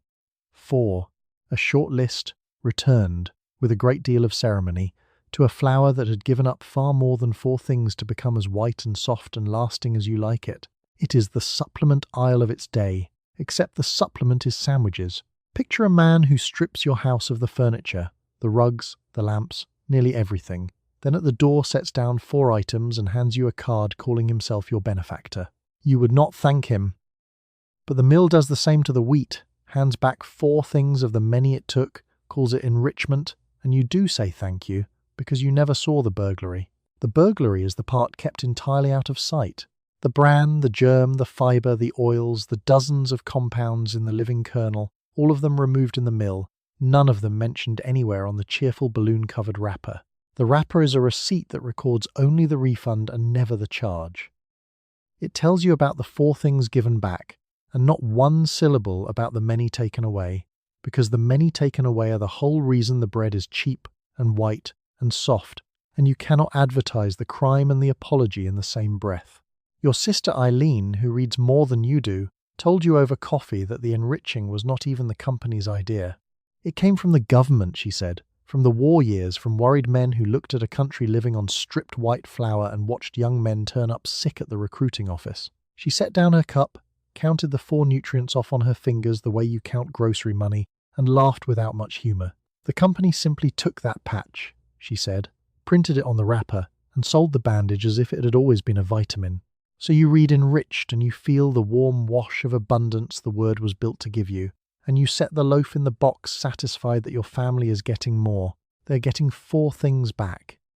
They are missing the rest, silently, in every soft white slice, and the wrapper that taught you the word enriched will never once teach you the word that would have mattered more, which is everything the enriching never even tried to return. You carry a low, constant worry about what your children might be missing, because the entire culture has spent years teaching you to worry about exactly this. There are deficiencies, there are diseases of the lack of things, with grim old names, that thinner times produced. The advertisements know this fear intimately and speak directly to it, and the loaf positions itself as the answer, the simple daily insurance against the empty places in a growing body. So you serve it faithfully, 2 slices, 3, a sandwich, and then toast, feeding the fear as much as the children, and feeling steadier for it. The fear is not foolish. It has roots in real things, in the lean years your parents lived through, in the diseases that genuinely stalked children who went without. There were soft bones from one missing thing, bleeding gums from another, a wasting weakness from a third. These were not stories. Your grandmother could name the children on her street who had them. The fear was earned by real suffering, handed down to you with the recipes and the folded sheets, a mother's inheritance of dread about the body of a child, and all the ways it can quietly fail. You stand in the dark doorway some nights and watch them breathe, counting ribs you cannot really see, and the fear stands there beside you. The advertisements know this. They did not create the dread, they simply found where it lived in you and pressed. They do not really sell bread. They sell relief, a daily way to know you have not failed, and the bread is incidental. The relief is the product. You pay for the loaf and you carry home the calm. Mrs. Pruitt worries about it openly, measuring her children against the doorframe twice a week like a warden checking for tunnels, fretting over a pale cheek, a slow eater, a cold that lingered. You worry about it quietly, which is worse, because the quiet worry never resolves, just hums under everything. Under the lunches and the snacks and the careful meals, a low note of "am I doing enough" that no amount of bread can ever quite silence.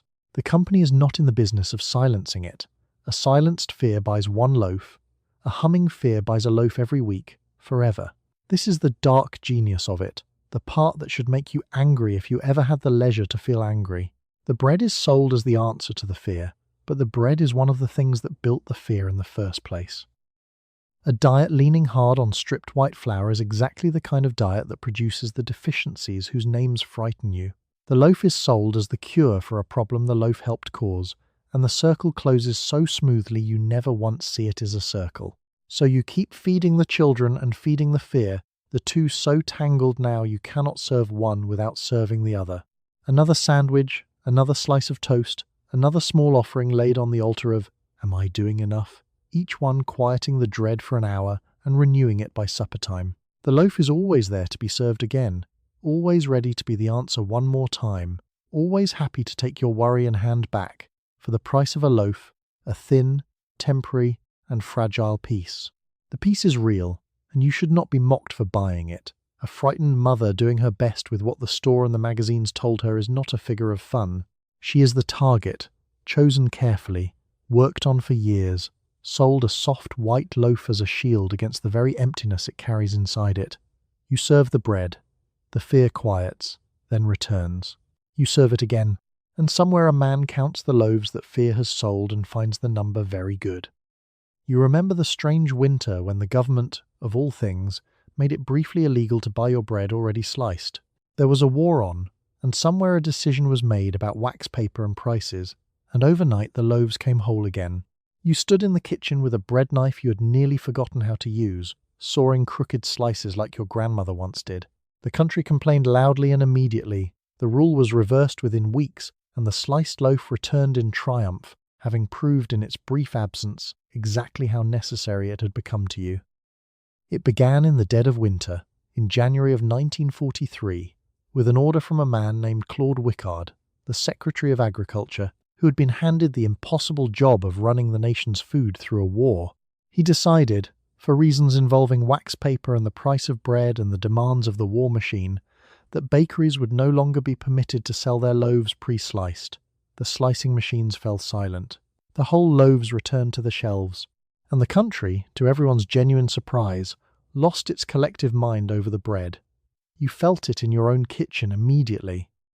You had not cut a loaf by hand in years, and your hand had forgotten the trick of it, and the slices came off thick at the top and paper thin at the bottom and crooked all the way down. The knife slipped. The crumbs went everywhere. The whole small efficiency of your morning, the thing you never thought about because it always worked, was suddenly gone, and in its place was a soaring chore at dawn and a plate of slices that looked like a child had cut them. The outrage was real, and it was national, and it was, when you think about it, slightly absurd. There was a war on. Men were dying overseas, and the home front was in genuine uproar about bread that arrived in one piece. One woman wrote to the newspapers that the loss of sliced bread was a true hardship in a house full of children to feed at dawn, and she was not joking, and the editors printed it, and thousands of women nodded along, because every one of them was standing at a counter at dawn fighting a whole loaf with a forgotten knife. What the brief ban proved, more clearly than any advertisement ever could, was how completely the sliced loaf had buried itself in the ordinary machinery of your day. You did not know you depended on it until it was gone. It had become like running water or the electric light, invisible until it failed, and then suddenly the only thing you could think about. A convenience you had enjoyed for barely 15 years had made itself, in that short time, feel as essential as bread itself, which is a remarkable thing for a machine in a distant factory to have done to a morning in your kitchen.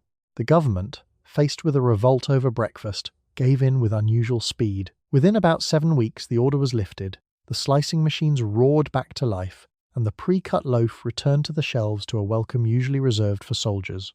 It remains a small, strange footnote, one of the only wartime rules the country complained its way out of in the middle of the fighting, undone not by armies but by housewives who simply would not stand for sawing their own bread. And the loaf, of course, learned the lesson and never forgot it.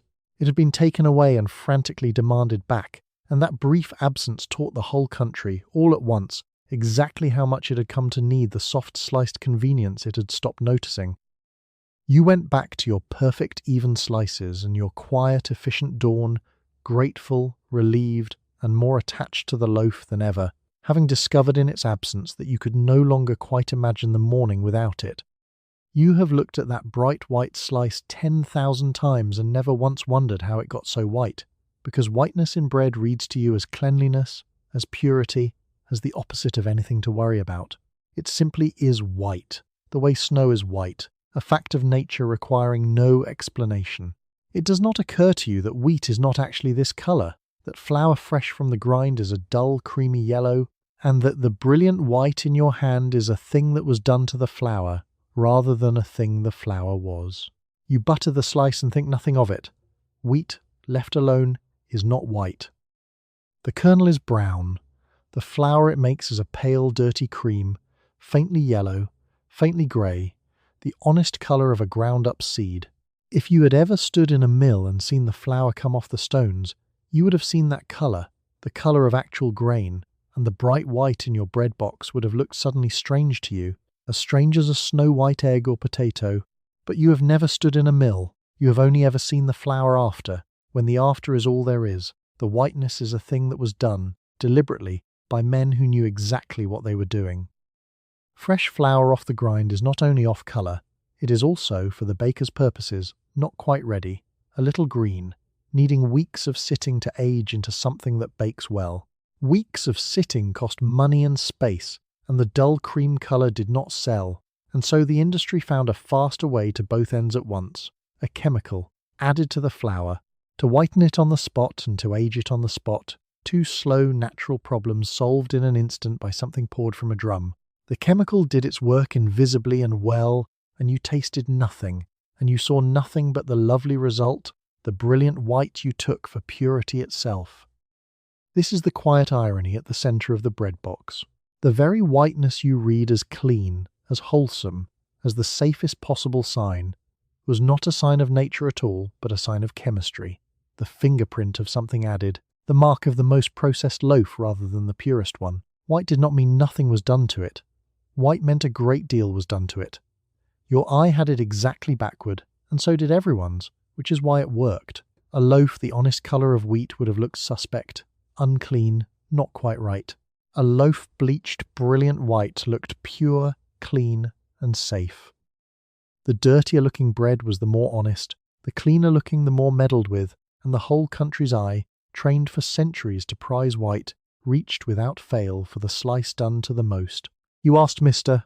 Dalton at the grocery once, half joking, how they got the bread so white. He wiped his hands on his apron, glanced at the loaf, and said the bakery did it, the way a man explains the weather, and that was the end of it. The chemical stayed off the wrapper, the creamy true colour of flour stayed in the mills where you never went, and the white slice sat in your box looking like purity itself, a small, bright daily lie you had no way to read and every reason to believe. You finish buttering the slice and you eat it, and the whiteness goes down innocent as a choir boy with something to hide, straight past the part of you that might have asked a question. You will not ask the question for years yet, if you ever ask it at all. The slice is white. White is good. That is the whole of what you know, and it is exactly as much as you were ever meant to know, and the loaf prefers it that way. You hear it on the radio while you are doing something else, a piece of news strange enough to make you stop with your hands still wet. Dogs, somewhere overseas, fed bread made the ordinary way, falling into fits, running in circles, having seizures. A chemical in the flour, the report says, the very chemical that makes the bread its familiar white.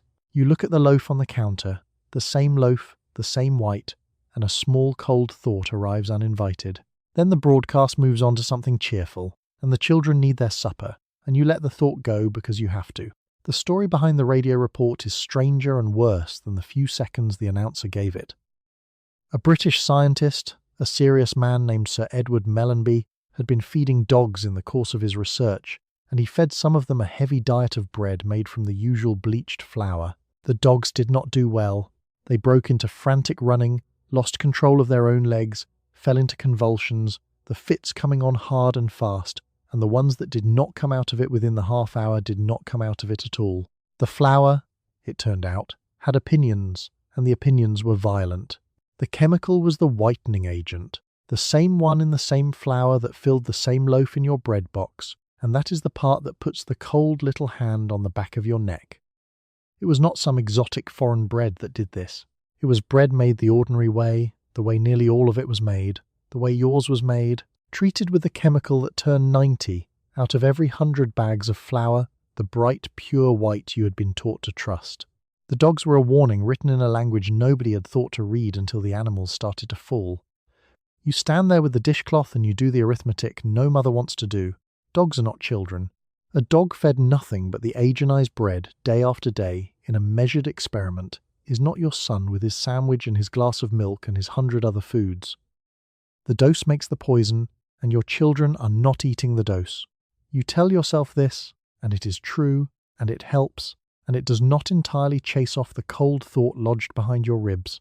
The chemical, it would later be sorted out, formed something nasty when it met the proteins in the flour, a poison the flour men had invited without knowing it, riding along in the very chemistry that made the loaf so reliably pale. Nobody had checked, for more than 20 years, because the bread was white, cheap, and selling. The timeline is the part that chills. The chemical had been in the bread, the sandwiches, the toast, the afternoon snacks, for 2 decades before anyone caught it. You had been buying it that whole time. The warning, when it came not as a recall, but as a strange item on the radio between the weather and a song, 20 years late, about some dogs in England. Within a few years the chemical would be quietly banned and swapped for another, the whole thing settled in offices and journals you would never read, no announcement made to the women who had been feeding it to their families all along. There would be no apology. There could not be. The bread had already been eaten, the toast already buttered, the sandwiches already packed and carried and opened at 100,000 kitchen tables. You finish drying your hands. You call the children to supper. The loaf, the same white loaf, waits on the counter and you slice it, because supper is now and the dogs were far away and there is nothing else in the house to feed them. You have never seen a flour mill and never will, which is precisely why what happens inside one stays invisible to you. Somewhere far from your kitchen, a wheat kernel is taken apart. The brown outer layer is stripped away. The small living heart of the seed, the part with the oils and the most of the goodness, is removed because it spoils and shortens the shelf life. What travels to you is the pale, starchy middle, the part that keeps. You receive the finished slice with no memory of what was discarded to make it, because the discarding happened where you cannot look. A grain of wheat is, if you ever stop to consider it, a tidy little package of 3 parts. There is the bran, the brown papery jacket on the outside, full of fibre. There is the germ, the tiny embryo tucked in one end, the part that would grow into a new plant, rich with oils and vitamins and life. And there is the endosperm, the big pale starchy middle, the lunchbox of the seed, mostly there to feed the sprout. Nature built all 3 to travel together. The mill separates them, keeps the dull middle, and throws the 2 interesting parts away. The germ is the real casualty, and the reason it is thrown out is almost funny in its backwardness. The germ is the most nutritious part of the grain, the densest with the good things, the heart of the whole kernel. It is removed precisely because it is alive, because its oils, being real and rich, eventually go rancid, and a part that can spoil is a part that limits how long the flour will keep. So the most valuable piece is discarded for the crime of being perishable, and the dull starch that keeps for months is crowned the winner, and the flour goes white and lasting and empty all at once. This is the whole secret of the soft white loaf, laid bare, and it happens entirely in a building you will never enter. The shelf life you love, the way the loaf lasts a week without going bad, begins right here, with the removal of the one part of the wheat that could go bad. The bread keeps because the perishable goodness was taken out before it ever reached you. The lasting and the emptiness are the same fact wearing 2 faces, and you only ever see the one face, the convenient one, because the other face was left on the mill floor 1,000 miles away. The mill is a strange tailor. It takes the whole kernel, removes the brain and the heart for being too lively and too quick to fail, keeps the soft, agreeable middle, and dresses it in brilliant white. The flour, for its part, keeps its mouth shut about the surgery. That is your flour looking marvellous and unbothered. The lively parts, the bran and the germ, are swept off the floor, while you eat the pale leftover middle and call it the finer bread. The insult is that the animals ate better than the children. The bran and germ, the genuinely nourishing parts, often went into feed for cattle and pigs, while the stripped white starch went onto the family table dressed as the superior food. The children got the part that was left, enriched later with a careful 4 nutrients to patch the very hole the milling had dug. Somewhere in that is a joke, and the joke is not on the company. You will go your whole life without seeing the mill, without watching the kernel come apart. The whole subtraction happens off stage, in machinery you cannot picture. All you will ever see is the result, the pale, soft slice, arriving clean, white, and finished, carrying no trace of the richer thing it used to be before someone, somewhere you cannot look, decided which parts of it you are allowed to keep. You wait, without realizing you are waiting, for the loaf to do what bread has always done, which is eventually go bad. The milk turns, the lettuce wilts, the fruit softens and bruises and surrenders to time, but the loaf endures day after day, soft and pale and patient on the counter, outlasting everything fresh in the kitchen. You take this as a convenience, and it is one. But somewhere underneath the convenience sits a small unanswered question about what exactly is in the bread that makes it refuse, so politely and for so long, to simply rot like an honest food. Mold is, when you think about it, a kind of honesty. It is the world reclaiming a food, the ordinary signal that a thing was once alive and is now finished and should be let go. Your mother's bread told you the truth this way, going green, fuzzy and rotten on schedule, announcing its own death so you would not eat it past its time. The loaf in your box has been taught not to tell you this. It holds its tongue. It stays soft and pale long after an honest bread would have spoken up, and the silence is sold to you as freshness when it is closer to a kind of taxidermy. There is a reason, of course, and the reason is poured in at the bakery, a preservative whose entire job is to stand at the door and turn the mold away. It is good at its work. The mold arrives, as mold always arrives, drifting in looking for something dead to settle on, and it finds the loaf, and it is politely refused. Day after day the little spores knock, and day after day the preservative answers and sends them off.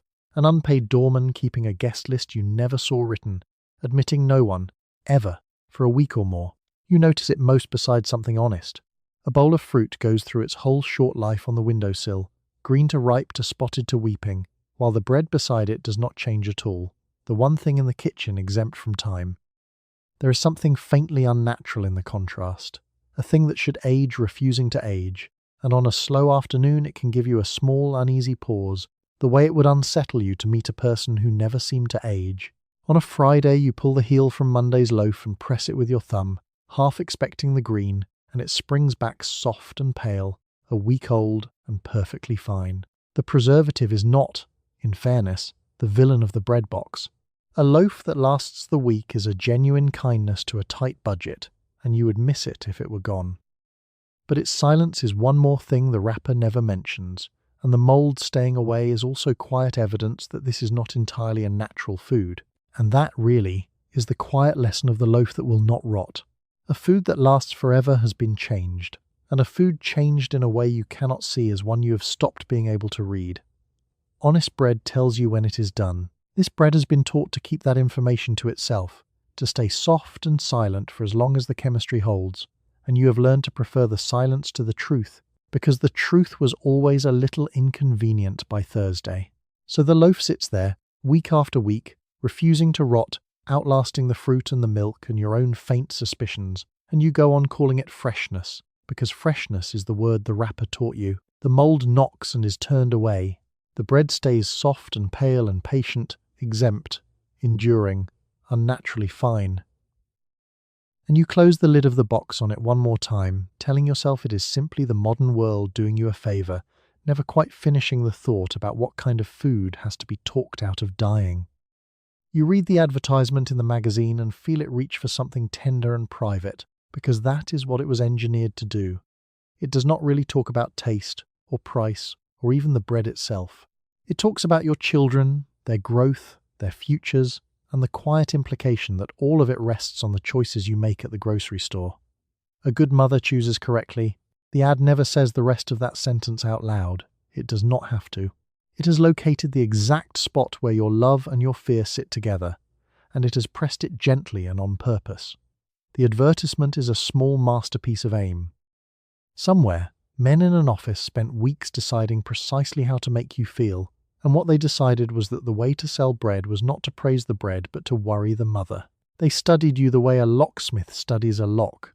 They learned where you were soft, where the love lived, where the fear lived, where the two ran together into guilt, and then they built a picture and a paragraph designed to fit that opening exactly, like a key cut to your particular fear. The picture is always the same in its bones. A bright, clean, and tidy kitchen. A glowing child. A mother serving the loaf with an expression of perfect, untroubled confidence, the very confidence you do not feel and badly want. The ad is not showing you bread. It is showing you the mother you are afraid you are not, holding the answer in her hands, and inviting you to become her for the price of the correct loaf. Buy this, the picture murmurs, and you too can wear that look, the look of a woman who is certain she has not failed. What the ad never does, because it is far too clever, is threaten you directly. It would never say, buy our bread or your children will suffer, crude and actionable and beneath them. Instead, it simply stands the loaf next to the glowing child and the confident mother, month after month, until the three of them fuse in your mind and the loaf becomes the cause of the glow. The guilt does the rest, unpaid and tireless, working the night shift on your conscience while you sleep. Missus. Pruitt clips these ads and keeps them in a drawer with her recipes, as though they were advice from a trusted friend rather than a sales pitch built to unsettle her. She does not see the seam. Almost no one sees the seam. The ad is dressed as guidance, as the wisdom of the modern age handed down to help you mother well, and the help and the selling are stitched together so finely that pulling them apart would never occur to a tired woman reading by the kitchen light at the end of a long day. You catch yourself in the aisle the next day, reaching past the cheaper loaf for the balloons without deciding to, and there is the cruelty of it. They did not aim at your appetite, which can be argued with. They aimed at your love for your children, which cannot. Love does not haggle. A mother who would never overpay for herself will overpay without blinking for the smallest improvement in her child's chances. And the ad knows this, turning the best thing about you into the lever that moves the loaf off the shelf.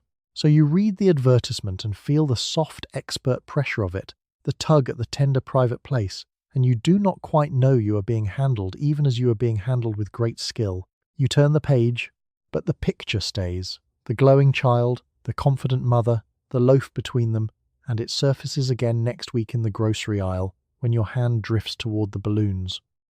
The ad did its work weeks ago, quietly, in your own kitchen, on your own love, and the loaf in the cart is only the receipt. You trust the figure in the advertisement because of what he is wearing, which is a white coat, the uniform of the people who know things you do not. He may be a doctor, he may be an actor dressed as one. The page does not invite you to ask. He stands beside the loaf with an expression of calm professional approval, lending it the authority of medicine, and that authority transfers cleanly onto the bread and from the bread onto you. You are not gullible. You are simply doing what a sensible person does, which is defer to the expert the page has so helpfully provided. The white coat is the whole trick, and it is a very old trick wearing a clean new collar. A coat means a doctor, and a doctor means truth, and so a coat, by itself, with no doctor necessarily inside it, can be made to mean truth if you arrange the lighting properly. The men who built the ad understood this perfectly. They did not need an actual physician. They needed the costume of one, the calm posture, the clipboard, the grave approving nod, and the costume did the rest, because your eye reads the coat long before your mind thinks to ask who is in it. The figure never quite claims to be your doctor, and that is the careful part. He gestures at the loaf with the serene confidence of a man paid by the hour to believe in it, murmuring something general, vague, and unprovable about growing children and good nutrition. But he never signs his name, never names his hospital, never says a single thing specific enough to be wrong. He is an impression of a doctor-shaped silhouette, and the law cannot easily catch an impression, and your trust cannot easily resist one, and so he lives in that safe, profitable space between a lie and the truth. What makes it work is not stupidity, but sense. A woman who trusts the man in the white coat is 99 times out of 100 behaving wisely, because the real men in the real coats had earned that trust with real cures. The ad simply rents that earned trust for an afternoon, dresses an actor in the borrowed authority, and points him at a loaf of bread. You respond correctly to the costume. It is the costume that is lying, not your response to it. Dr. Ferris, your actual doctor, with his warm stethoscope and his real diploma, never once endorsed a loaf of bread in his life, and would be faintly insulted to be asked. But in the advertisement, in your tired evening reading, the paper doctor and the real doctor blur into a single reassuring figure in a single white coat, both nodding at the loaf, both lending it weight. You cannot keep them separate. They are wearing the same uniform, and the uniform was always the only thing you were ever going to see. You sit with the magazine open on your knee in the evening lamplight, and your eye keeps drifting back to him, the calm man in the coat beside the loaf. He does not argue. He does not present evidence. He simply stands there being a doctor-shaped object, and your whole upbringing rushes in to fill the silence with trust. You supply the authority yourself, out of your own respect for medicine, and the ad merely provides the empty coat for you to pour that respect into. You do the work of being convinced. The white coat just gives your trust somewhere to go. So you take the loaf a little more seriously for the doctor beside it, never noticing that the doctor is made of ink and lighting and your own good faith. The costume holds. The trust transfers.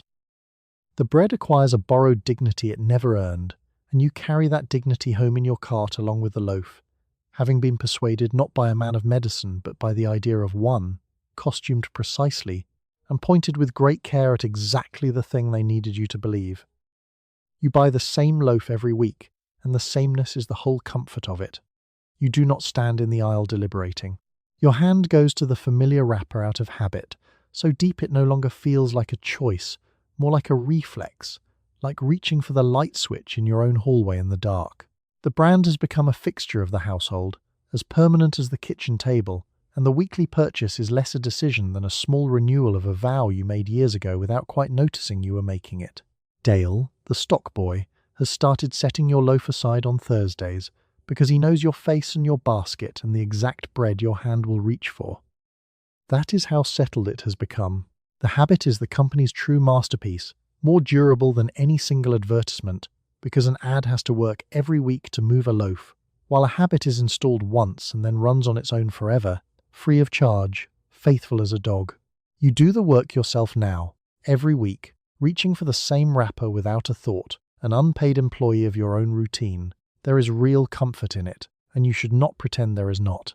A week has 1,000 decisions in it, most of them small, dull, and grinding, and a habit is a decision you no longer have to make, a small mercy folded into the routine.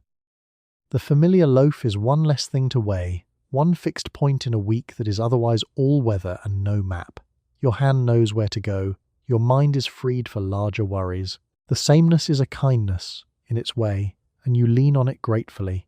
But a habit, by its nature, has stopped asking questions, and that is exactly where its danger lies.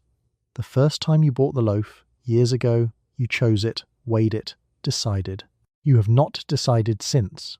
You have only repeated, and repetition is not choice. Repetition is the absence of choice, wearing choice's old coat. The loaf could change, the recipe could shift, the world could learn something new about what is in it. And your hand would go on reaching for the same wrapper anyway, because your hand stopped paying attention a long time ago. Mrs. Halloran has bought the same brand for so long she could not tell you why she started, only that she always has, and that switching now would feel faintly disloyal, like changing churches. This is the company's dream made flesh, a customer so habituated that loyalty has curdled into a kind of identity, the brand woven into who she is rather than what she has weighed. She is not choosing the bread anymore. The bread has become a fact about her, like the street she lives on, and facts are not reconsidered, they are simply lived in. The quiet trouble is that habit is the perfect place to hide things, and the company knows it. A mother weighing each purchase fresh might notice a change, ask a question, read the new word on the wrapper. A mother on autopilot notices nothing, reaches, buys, goes home, year after year, while underneath the unchanging wrapper the bread can be whatever the factory needs it to be. The sameness you find so comforting is the same sameness that lets the loaf go unexamined for a lifetime, riding your reflex straight past your attention, so your hand finds the familiar wrapper one more week, the way it has 1,000 times, the way it will 1,000 more, and the loaf goes into the cart without a flicker of thought. It is comfortable. It is easy. It is one less thing.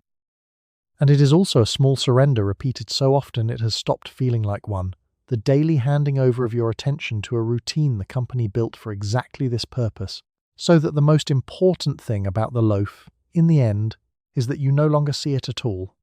You bring home, for the first time in years, a loaf that is not white, because something in the air has begun to shift, and you have heard new words like whole grain spoken with a new kind of approval. The brown loaf sits on the counter looking dense and serious beside its pale predecessor. The children regard it with deep suspicion. It is heavier. It fights back when you chew it. It costs more and lasts less. And yet you bought it, on purpose, which means some small doubt about the old white loaf has finally found its way from the back of your mind onto your grocery list. The doubt did not arrive all at once. It accumulated, quietly, over years, a small deposit at a time. The news about the dogs left a residue. Your mother's pressing of the slice left a residue. The marble your son squeezed left a residue. None of them, alone, was enough to change your hand in the aisle. But they collected somewhere out of sight, drip by drip, until one day the weight of them tipped you toward the brown loaf you had ignored for a decade, and you put it in the cart almost without deciding to. The brown loaf is, in nearly every way, an inconvenience. It is heavier, costlier, and stranger in the hand. It goes stale by the third day like an honest thing, demanding to be eaten on a schedule you had happily forgotten. It does not squish into a ball, it does not vanish into butter. It asks your jaw to work, asks your budget to stretch, asks your week to bend back around a bread that behaves like bread used to behave, and every one of those demands is a small argument against itself. The children mount a full resistance. Danny holds up a slice as though it has personally offended him, peers at the flecks of bran in it, and asks what is wrong with it. To a palate raised on soft, sweet white, the brown loaf tastes like punishment, like health in its least welcome form, like a thing that is good for you and lets you know it. He chews it with the slow, betrayed expression of a boy whose mother has clearly lost her mind, and he is not entirely wrong, because by the only standards he has ever known, you have, Mrs. Halloran, when she hears, is politely baffled. Why pay more for bread the children will not eat, bread that goes stale, bread that fights you, when the white loaf has served everyone perfectly well for years? She has a point, the same one that kept you on the white loaf for a decade, that comfort and price and the children's happiness all line up on the side of the pale, soft slice. There is no easy answer that does not sound like an accusation, so you mostly do not try.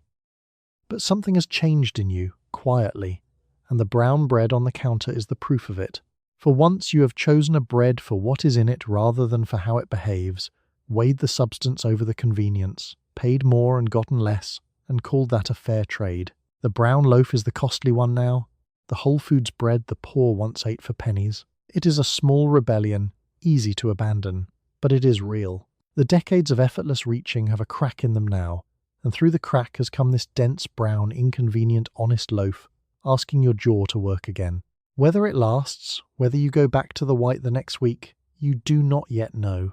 But the brown loaf is on the counter tonight, bought on purpose, and the long unbroken reign of the soft white slice has, for the first time in years, been interrupted by a question. You slice the brown bread thick and serve it to the protesting table, and you eat your own piece slowly, tasting something your mother would have recognized, and finding, under the children's complaints, that you do not entirely mind. You read in the paper that the bread, your bread, the loaf with the balloons and the promise, has been hauled in front of the government for the things it said about itself. Someone has argued that building Strong Bodies 12 Ways was never quite true, that enriched white bread is simply enriched white bread and no miracle at all, and the authorities have agreed. The slogan you trusted for years, the one you serve to your children with such confidence, has been ruled a kind of deception, and you sit at the table with the paper and a strange, late, complicated feeling. The man who pushed it is a young consumer crusader named Ralph Nader, the sort of person who reads the fine print the rest of the country skips, and he and the government took a hard look at the famous slogan and asked a simple question. Did the bread really build Strong Bodies 12 Ways in some special way that other bread did not? The answer, once anyone bothered to ask it plainly, was no. Enriched white bread was just enriched white bread, the same 4 nutrients in every brand, no 12 ways about it, no miracle, no magic, just a slogan that had been doing the heavy lifting all along. The famous claim was ruled deceptive. The 12 Ways declared advertising fiction, stripped of its authority by the same government whose wartime program had helped write it. After decades on every wrapper, sung by the puppet, carried home in 10 million carts, the slogan was read out loud in an official room and found wanting. The emperor's bread, it turned out, had been wearing fewer than 12 ways. And here is the strange, late, complicated feeling, the one you cannot quite name at the kitchen table. It is not surprise. Somewhere you had known, for years, in the back room where you kept the thoughts you had no time for. You felt it when your mother pressed the slice when the news told you about the dogs, when your son squeezed a slice to nothing. The verdict is not news to that quiet part of you. It is only the world saying aloud what your own hands, eyes, and bones had muttered for years. There is anger in it, but the anger has nowhere good to go. You cannot take the bread back. You cannot reach across the years and lift the soft white slices out of the lunchboxes. Give your younger self the verdict 20 years before the paper printed it. The children are nearly grown now, raised on the loaf and somehow not visibly the worse for it, which is either a relief or an insult to the argument. Whatever it did or did not do is done. The judgment is real, and it is also far too late to be of any use to you, which is its own kind of injury. But underneath the anger sits something steadier, and it is close to relief. You were not foolish. You were not careless. You trusted the doctor, the government, the rapper, the experts, the puppet, every authority a sensible woman was supposed to trust, and they had agreed among themselves to tell you a flattering story about a hollow loaf. The verdict does not convict you. It convicts them. The mother reading the paper did the best that could be done with what she was told, and the lie was never hers. It was only ever told to her, expertly, for a very long time. So you fold the paper and sit in the quiet kitchen, the loaf sitting in its box like a relative caught in a lie. Smaller now, but still there, still soft, still bought. You will keep buying some version of it, probably, because a life is not rebuilt over a headline, and the children still like their toast. But you will read the next wrapper differently, with the hard wisdom of a person who has been believed at and learned the cost, and never again will you take a cheerful promise so completely on faith, simply because it was printed beside a picture of a healthy child. So that was the night you spent inside the soft white loaf. You built the lunches before dawn, read the wrapper like scripture, counted the 12 ways, watched a puppet sell bread to your children, squeezed a slice into a marble, and learned, far too late, and from a newspaper, that the strong bodies were mostly a slogan. You bought the balloons.